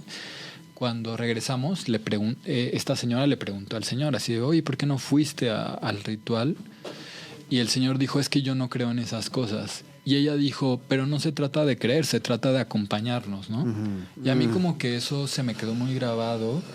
E insisto, o sea, yo un poco envidio esos espacios. Hace rato que decíamos, no, pues nos gustaría o no estar en una religión. Pues la verdad es que las religiones que yo conozco, pues no me identifico porque no crecí ahí, pero sí a veces tengo como esta envidia de estos espacios que siento que pueden llegar a ser muy políticos y que pueden llegar a ser de mucho acompañamiento y que yo, como lo hemos estado comentando, sí creo que hay agrupaciones. Por ejemplo, la iglesia de mi colonia, que la otra vez fue el coro gay de la Ciudad de México a cantar pues canciones de la misa, como que a mí eso me sorprendió muchísimo, ¿no? Porque son esos espacios que de pronto la gente dice, pues sí, o sea, es que son personas y pertenecen a nuestra religión, ¿no? Y también me ha tocado ver a mucha gente de la diversidad sexual buscando iglesias en donde se puedan casar y que sí hay iglesias que casan a personas de la diversidad sexual, ¿no?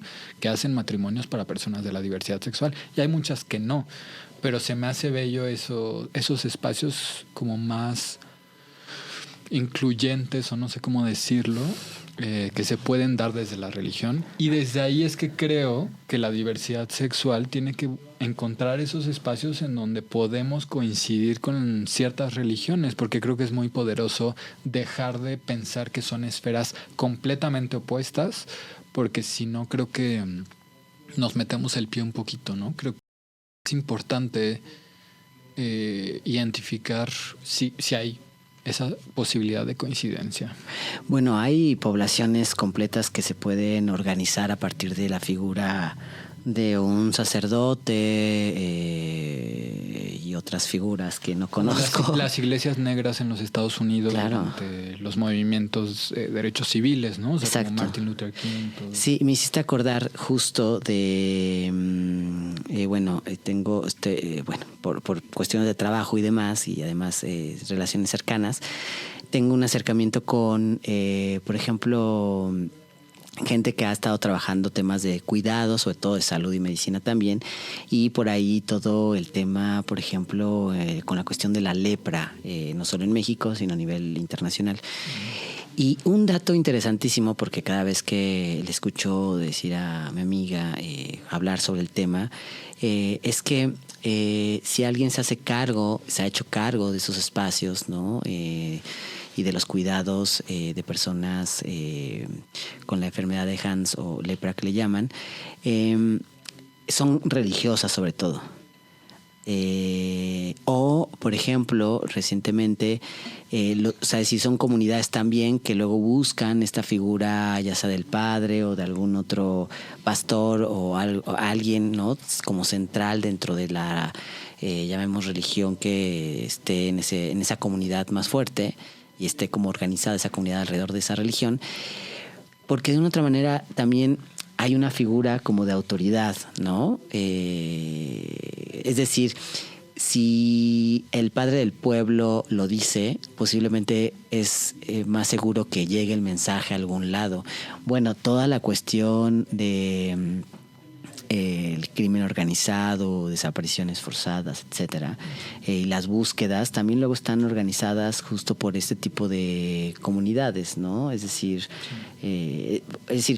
lo que quiero un poco subrayar es que, claro, hay una cara de la moneda que tiene una contribución sumamente importante en estas cuestiones.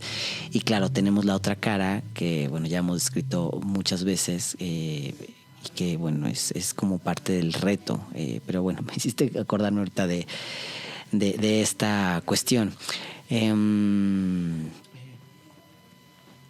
Dale. Sí, yo quisiera decir algo justo acerca de todo esto que estaban comentando, porque, bueno, sí, nos faltaba hablar del capitalismo, ¿no? Esa pequeña persona no invitada, no grata, pero que está en todos lados. Exacto. Pareciera que puedes acertar y es una respuesta segura cuando dices es culpa del capitalismo, ¿no? Pero justamente creo que esta cuestión, como que decías, Emma, creo que hay una especie de desespiritualización.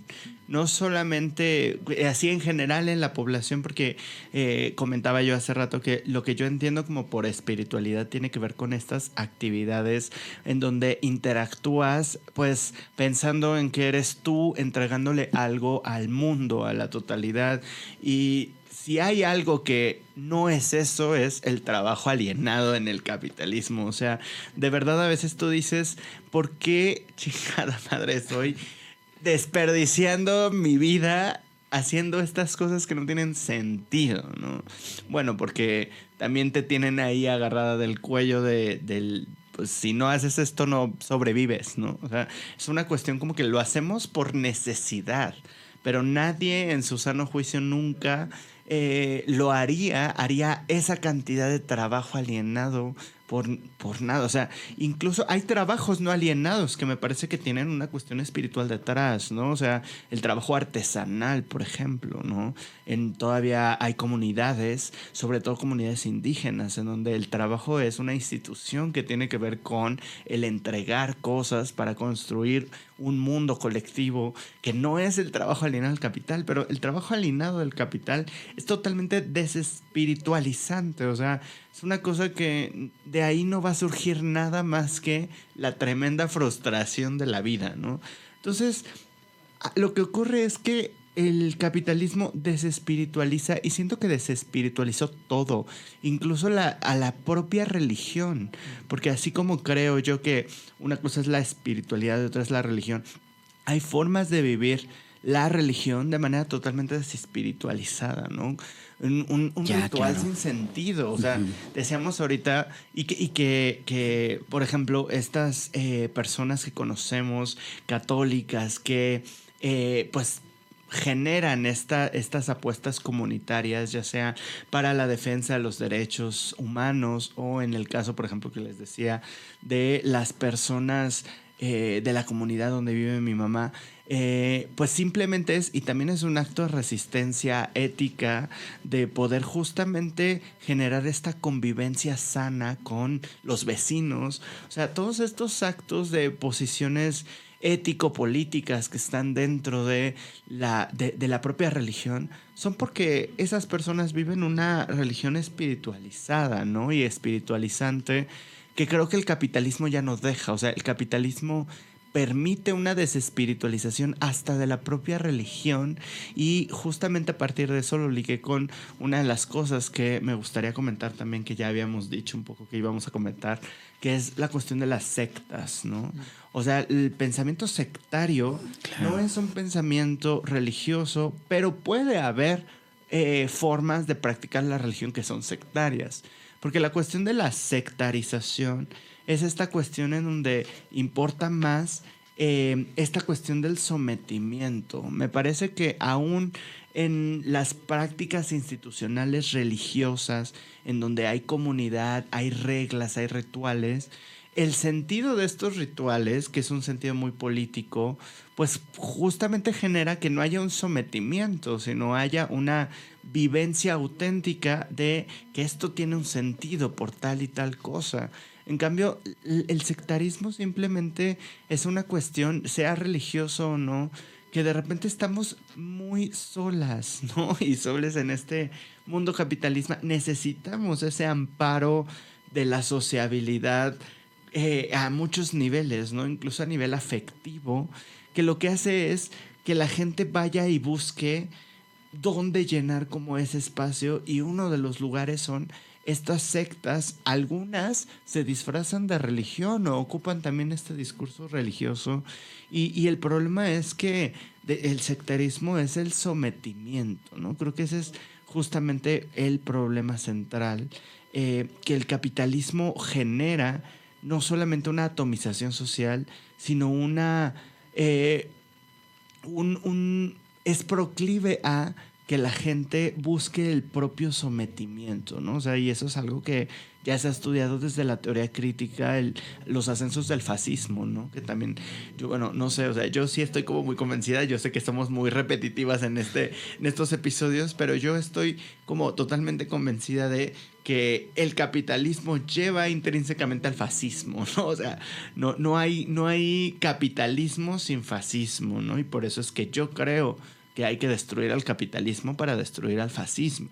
Pero justamente, justo el pensamiento sectario, que es un pensamiento que hace que la gente se vuelva fascista, pues es algo que también ha entrado a través de unos ciertos discursos a veces que tienen esta figura y este lenguaje religioso.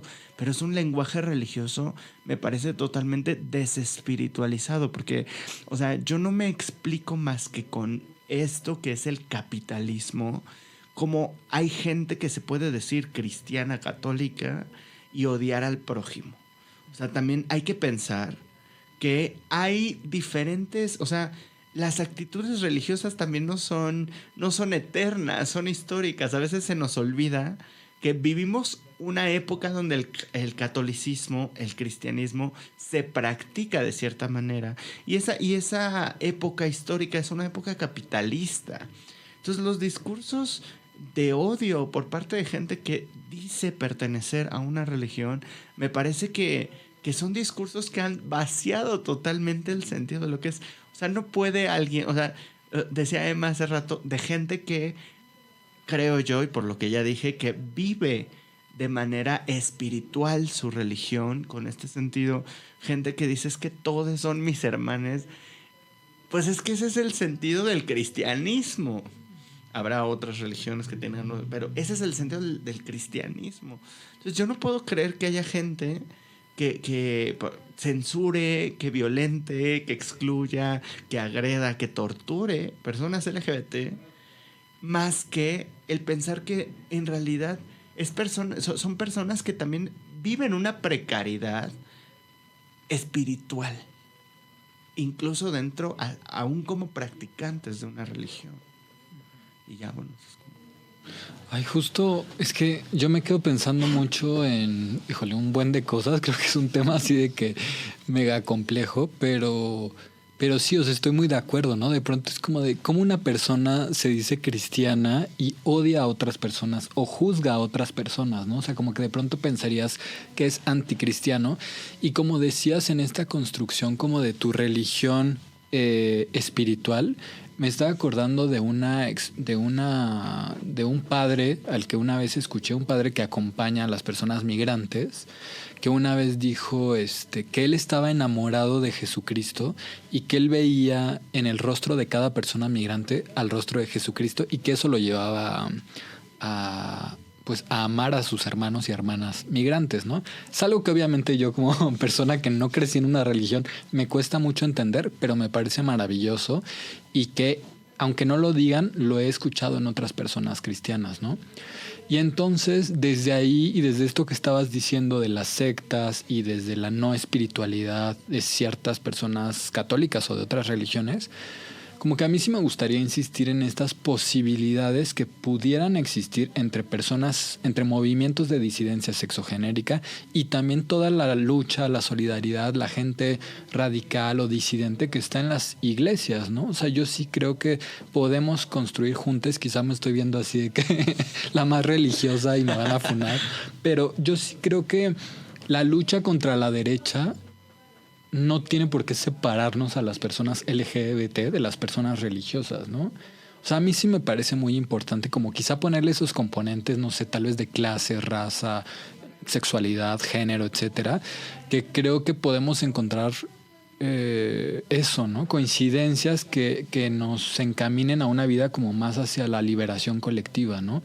Entonces, y pensé en esto porque ahorita que decías esto de la secta, yo estoy súper de acuerdo contigo, pero también creo que mucha gente, ahorita que estábamos viendo lo de Chaires, he visto a mucha gente LGBT como que hablar de la religión como que siempre es una secta, ¿no? O como que quienes son religiosos son ignorantes, ¿no? Religioso igual a ignorante. Claro, sí. Y creo que ahí estamos borrando una riqueza también de esto que decías, bueno, pues la religión puede ser una forma de pensar un sentido de vida y ese sentido de vida puede ser muy radical y muy interesante y por qué despreciarlo y minimizarlo y borrarlo al decirle a todas las personas religiosas, güey, eres ignorante por ser religiosa o perteneces a una secta solo por estar en una iglesia, ¿no? O sea, como que en esta parte más optimista y esperanzadora, como que sí me gustaría encontrar más espacios de coincidencia. ¿Y cómo crees que se puede hacer eso? ¿Quién sabe? Pues yo creo que ya existen, solo no pertenecemos a esos espacios. Pero por ejemplo, esta pastora, ¿o qué es? La sacerdota que encaró a Donald Trump. Sí, la que le... Digo, no la he seguido, no sé cuáles son sus posturas. Pero ministra, ¿no? Creo que... Ministra católica o algo así. Me gustó cómo lo confrontó, pero también conozco a mucha gente LGBT que es religiosa, que sí pertenece a espacios religiosos. Esto que decíamos de las teologías queer, las teologías feministas, o sea, no bueno, estamos el grupo, en esos espacios, pero claro, existen. Me hicieron acordar ahorita del grupo de Católicas por el Derecho a Decidir, ¿no? O sea, decir, un grupo dentro de esos contextos, no negando como toda esta suerte de tradición judio-cristiana o religiosa, sino intentando además como modificar el mismo espacio que de una otra manera también es suyo, ¿no? O sea, es decir, no lo sé.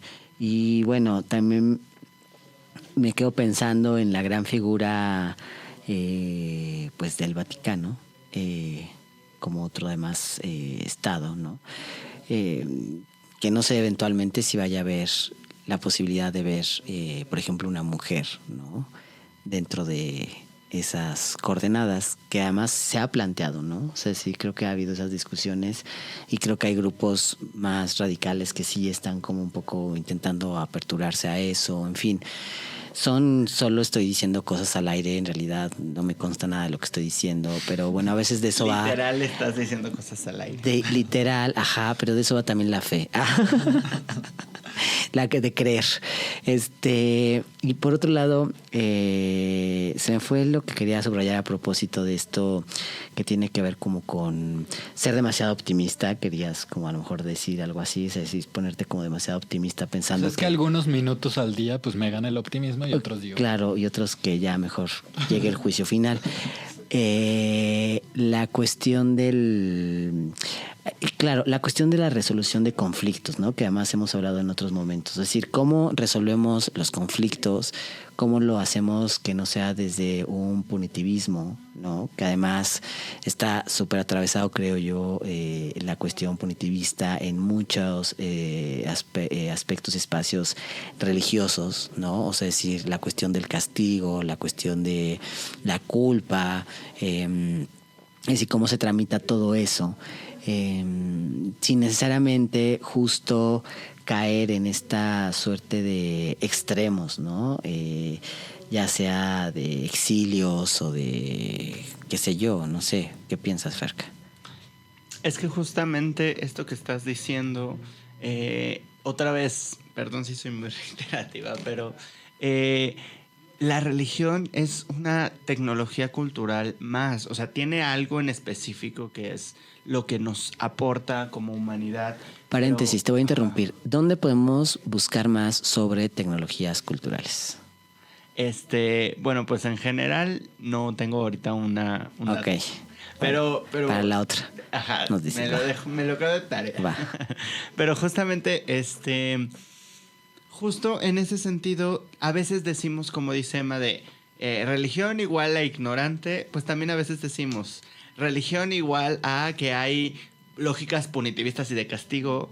Y es como, en todos lados hay lógicas punitivistas de castigo. Hay gente muy religiosa que tiene esas prácticas, pero hay gente totalmente atea, laica, que no tiene nada que ver, que tiene esas, porque aparte esas no vienen, creo yo, de la religión, viene de la cultura occidental, que es la cultura que generó y gestionó a partir de lógicas imperialistas y racistas al capitalismo tal cual lo conocemos. O sea, de ahí viene, o sea, esta cuestión como de la culpa, del castigo, es algo que favorece también a las dinámicas de sometimiento que necesita el capital, ¿no? O sea, por ejemplo, ahí sí tengo una referencia, pero más en general, no tanto de la religión, Foucault, ¿no? En Vigilar y Castigar. O sea, las instituciones culturales occidentales hacen eso. ¿Por qué lo asociamos con la religión en particular? Bueno, porque también la religión católica en general, pues fue muy hegemónica en Occidente. O sea, tenemos una cosa que es la Edad Media, en donde hubo una fusión así muy rara entre cultura occidental y discursos católicos, cristianos. Entonces, pues evidentemente ese tipo de sociedad que estaba gestando ese tipo de lógicas de producción, o sea, perdón si sueno muy marxista así de la infraestructura y las lógicas de producción, pero sí ese tipo de sociedad tenía ese vocabulario católico religioso, pero una prueba de que no viene de la religión es que hay gente religiosa que no sigue esas lógicas y que las ha cuestionado. Pero también hay gente que ya nada que ver con la religión hoy en día y que sigue replicando esas lógicas, ¿no? Entonces también eso me gustó mucho lo que dijo Emma de, pues a veces es el prejuicio de religioso igual a persona ignorante. También a veces es como religioso igual a persona punitivista que cree en lógicas de castigo y todo. Sí las hay y hay que cuestionarlas. Pero no son de la religión, son en general de una cultura violenta. Ya, claro. Bueno, qué bueno que eres reiterativa. ¿Puedo decir algo sobre eso? Justo, ahorita me estaba acordando, ahorita que dijiste lo del punitivismo, me estaba acordando que mi abuelo, que justo fue muy católico, cada semana iba a hablar con las personas privadas de la libertad.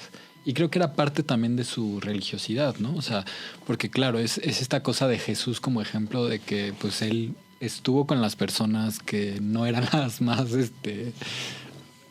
con mejor marketing, digamos, con mejor imagen, pero él estuvo con esas personas y creo que esa imagen para muchas personas católicas pues es muy positiva y es un ejemplo a seguir y se me hace lindo.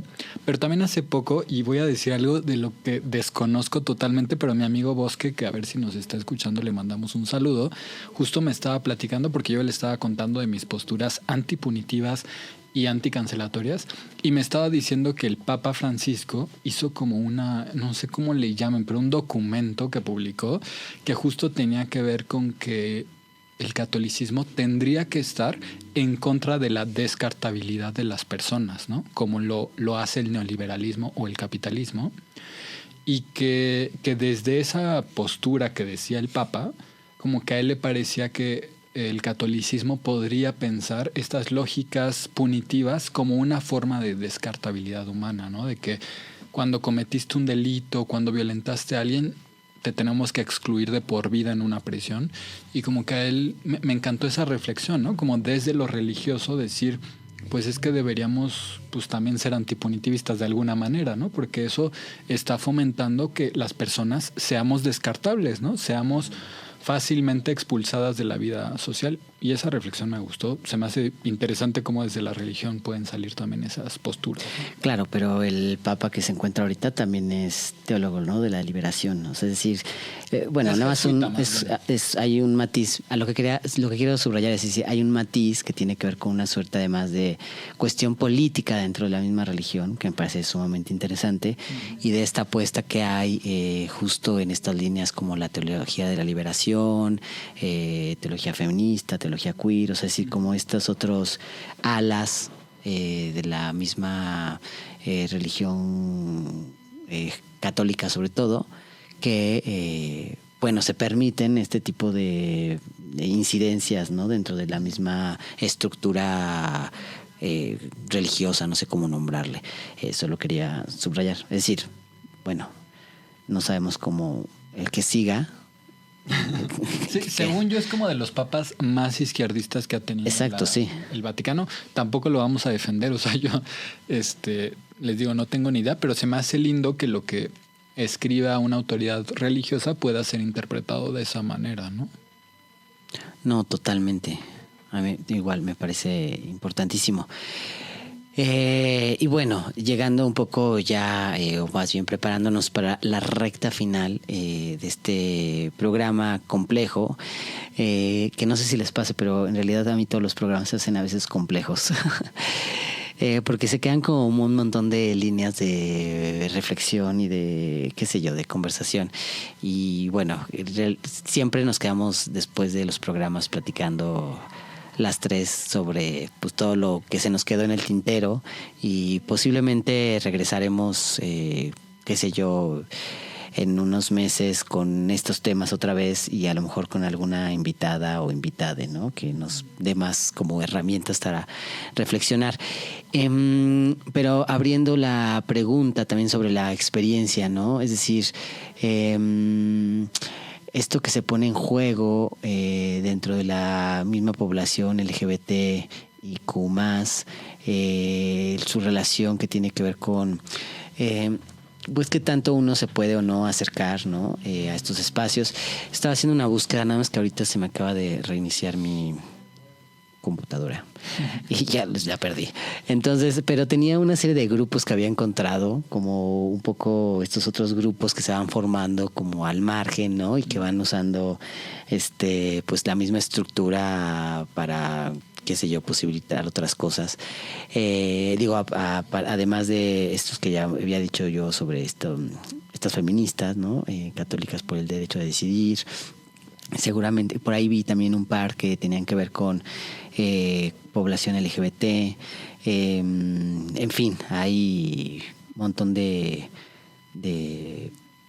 a lo mejor referencias que hace falta buscar todavía más. Es a lo que quería llegar después de esta gran vuelta que hice.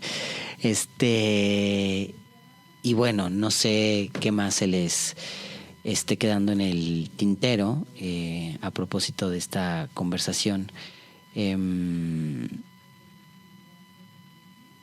Y eso. Ya, es que estaba preocupado por mí. En fin. Quedábamos con el tema de la potencia, por así llamarle, o de las posibilidades que hay como a partir de estos espacios. Y bueno, otra cosa que solo lo subrayaba o me estaba acordando ahorita a propósito de esto que hemos estado platicando, que bueno, sería solo una suerte de repetición más de lo que tanto hemos estado diciendo, pero es como esta función social, y más bien lo que traía a la mente era esta escena o esta imagen como de una suerte de válvula de escape ¿no? En términos sociales. Y quería aventar la pregunta sobre, justo a propósito de estos espacios sectarios, ¿no? Que se han consolidado además en estos coordenadas de ultraderecha. ¿Qué creen que sea lo que... A ver, para mí la figura de la válvula de escape tiene que ver con que hay justo como una olla express saliendo algo, ¿no? Es decir, no permite que esa cosa explote, ¿no? Pero parecía ser que en las escenas en donde se encuentran más bien estas células sectarias, la cosa explota. Hay como un montón de referencias que no traigo ahorita frescas, pero sí películas que tienen que ver con cuestiones más sectarias, ¿no?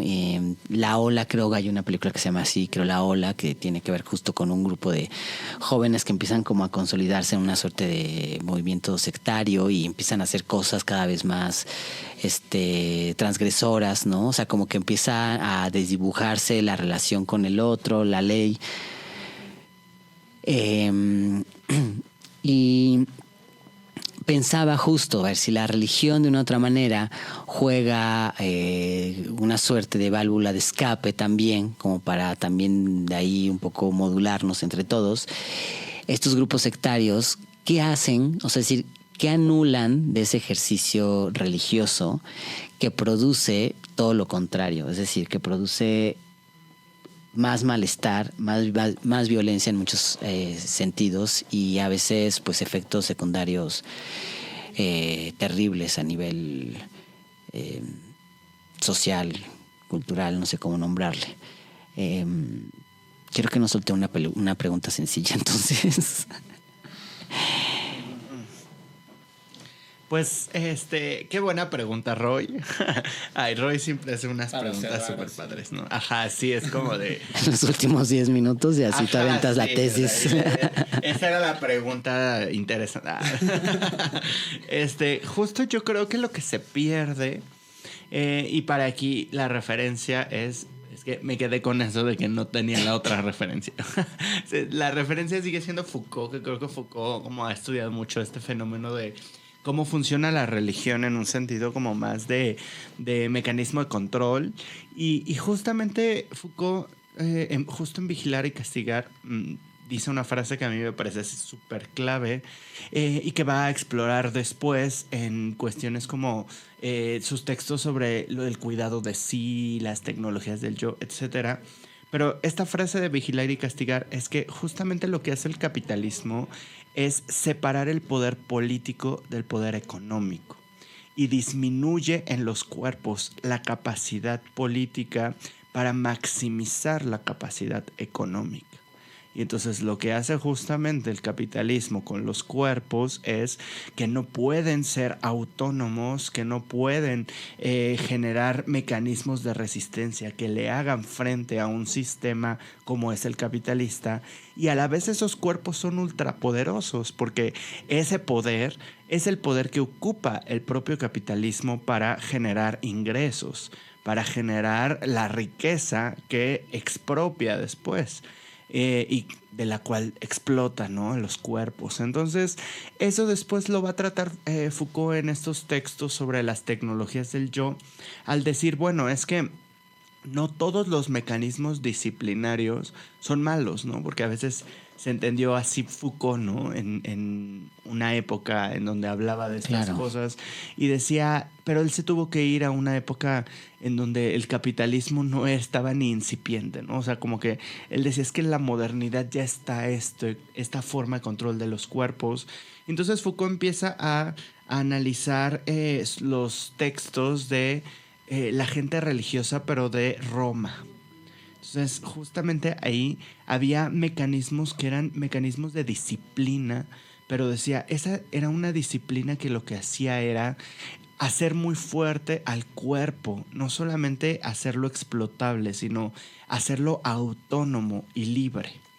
Entonces, o sea, era incrementar un poder, cierto poder económico, porque evidentemente el cuerpo tenía ciertas capacidades que podía explotar la persona, pero a la vez con un poder político también de autonomía sobre su propio cuerpo, ¿no?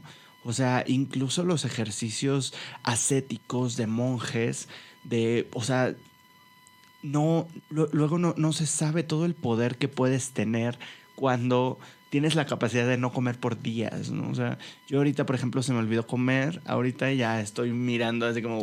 Entonces, pero o sea... Está teniendo una experiencia religiosa. Pero es justamente, o sea, la gente religiosa que hace ese tipo como de prácticas, pues ahora sigue como decía Spinoza, ¿no? Nadie sabe lo que puede un cuerpo. Hacen que su cuerpo experimente y sea capaz de cosas que no conocemos ni podemos imaginar, ¿no? Entonces me parece que la religión puede posibilitar eso, esa autonomía, esa cuestión de llevar al extremo al propio cuerpo, pero muchas veces con un sentido, o sea, porque hay todo también dentro de la religión, toda una apropiación de esta fenomenología del sacrificio, de la idea de, pues es que hay veces que hay que darlo todo por la otredad. Y eso no necesariamente es malo, ¿no? A veces como el capitalismo nos dice, no, es que hay un sano egoísmo. Bueno, o sea, hay veces que por la colectividad puedes hacer cosas y cuando lo haces por la colectividad te entregas y eso tiene un significado, pues es un acto plenamente autónomo. Incluso ahí no... digamos, es muy bonito como esto, como lo maneja la fenomenología del sacrificio, porque ahí no te arrebatan la vida, tú la entregas en donación. O sea, tú ofreces tu vida, tú ofreces tu esfuerzo, tú ofreces tu cuerpo a una causa en la que crees, y es una causa colectiva transformadora, es una cosa que genera genuinamente algo significativo. Y justamente eso es autonomía. ¿Y qué es lo que arrebata el capitalismo que tienen las sectas, estas sectas? ¿Qué es lo que arrebatan a la religión? Pues esa capacidad de autonomía. O sea, lo que decía hace rato, me parece que las sectas y este pensamiento, sea religioso o no, pero hay sectas religiosas, lo que hacen es generar el sometimiento de las personas para totalmente instrumentalizarlas. O sea, y hay unas... O sea, yo creo que lo opuesto a la teología de la liberación es esta teología, ¿cómo se llama? De la prosperidad, en donde literalmente le están sacando los últimos centavos que tiene la gente para que los grandes pastores, que son ahorita también los grupos religiosos que están con Trump, por ejemplo, puedan tener una vida de gente rica y millonaria, de las migajas que la gente logra conservar después de que el capitalismo ya los exprimió. Entonces, ¿qué es lo que da la religión, creo yo, cuando es una religión significativa, espiritualizante? Esta capacidad de autonomía corporal, de tal manera que incluso la gente que está en los derechos humanos está ofreciendo su vida a una causa. En cambio, la gente que está en sectas religiosas o no religiosas, que es, o sea, lo que está haciendo es totalmente siendo manipulada y siendo víctima de un sometimiento muy grande, ¿no? Entonces, eso es lo que yo diría con tu pregunta, que quita la autonomía del cuerpo.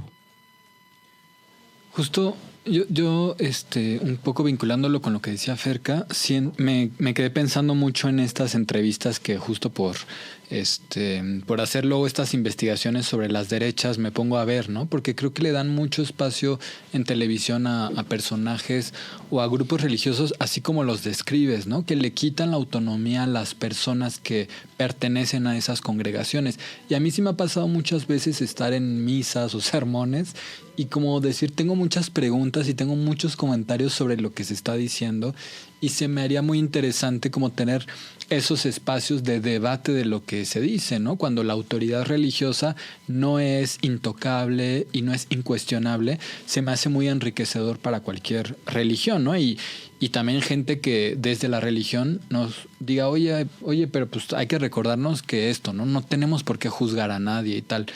Y entonces estos discursos que hablábamos también en relación a la nota de la censura de la exposición de Fabián Chaires, ¿no? Que dicen, esta censura o esta batalla legal le estamos dando en defensa de la familia y de la vida.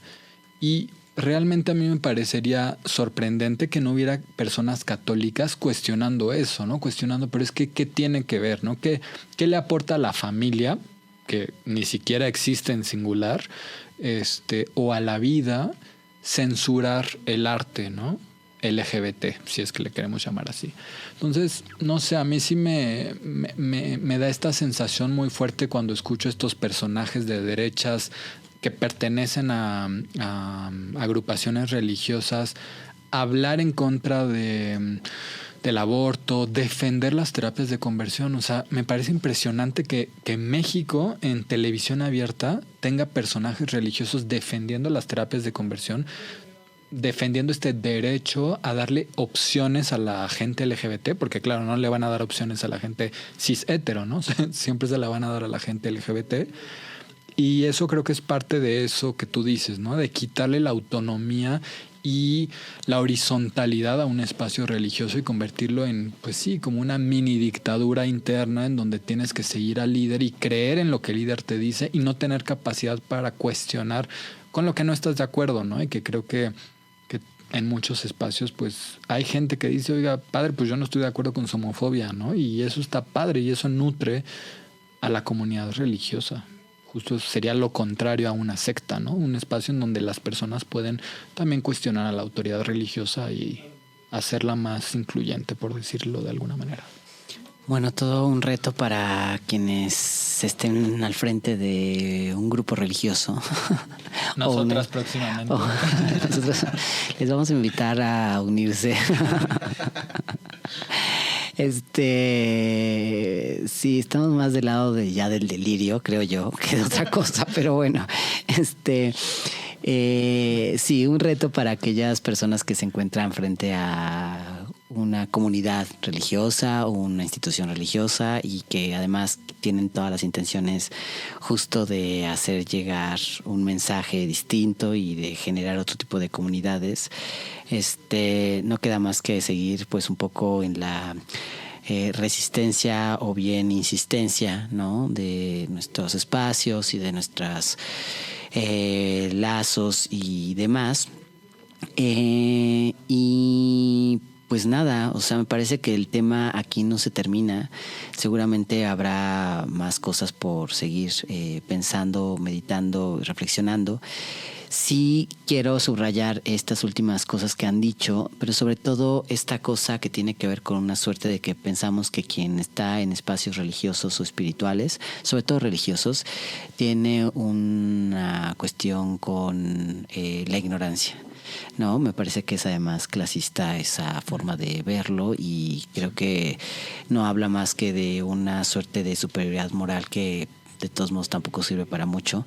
Y en todo caso me acordé de nuestro invitado de hace unas semanas, Nicolás Cuello, justo que le apostaba a la diferencia, ¿no? Es decir, cómo generamos espacios y formas de relacionarnos en donde esté ahí la diferencia y no que haga todo lo contrario, que sea borrar la diferencia, que es un poco los grupos de ultraderecha, fascistas y todo lo que con ellos conlleva este mundo de hoy.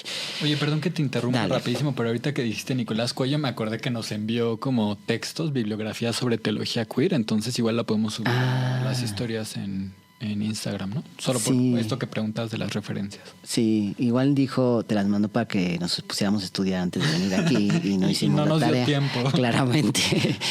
Claro, bueno, en estos últimos 2 minutos, antes de agradecer y cerrar el programa, también recordarles que bueno, tenemos ahí medios en los que nos pueden contactar, quien le interese. Creo que sería interesante empezar a ver de qué manera generamos una suerte de red de intercambio de textos, ¿no?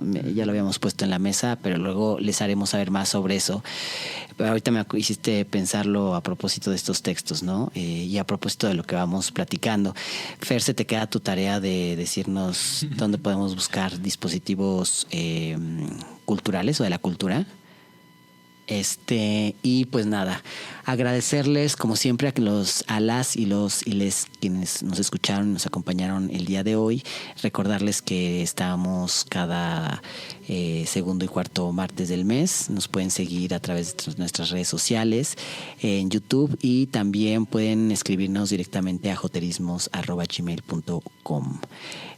Sin más, gracias a Radio Nopal y a todo su equipo por apoyarnos en esto. Y bueno, gracias Emma, gracias Ferca, y pues hasta la próxima. Adiós. Adiós.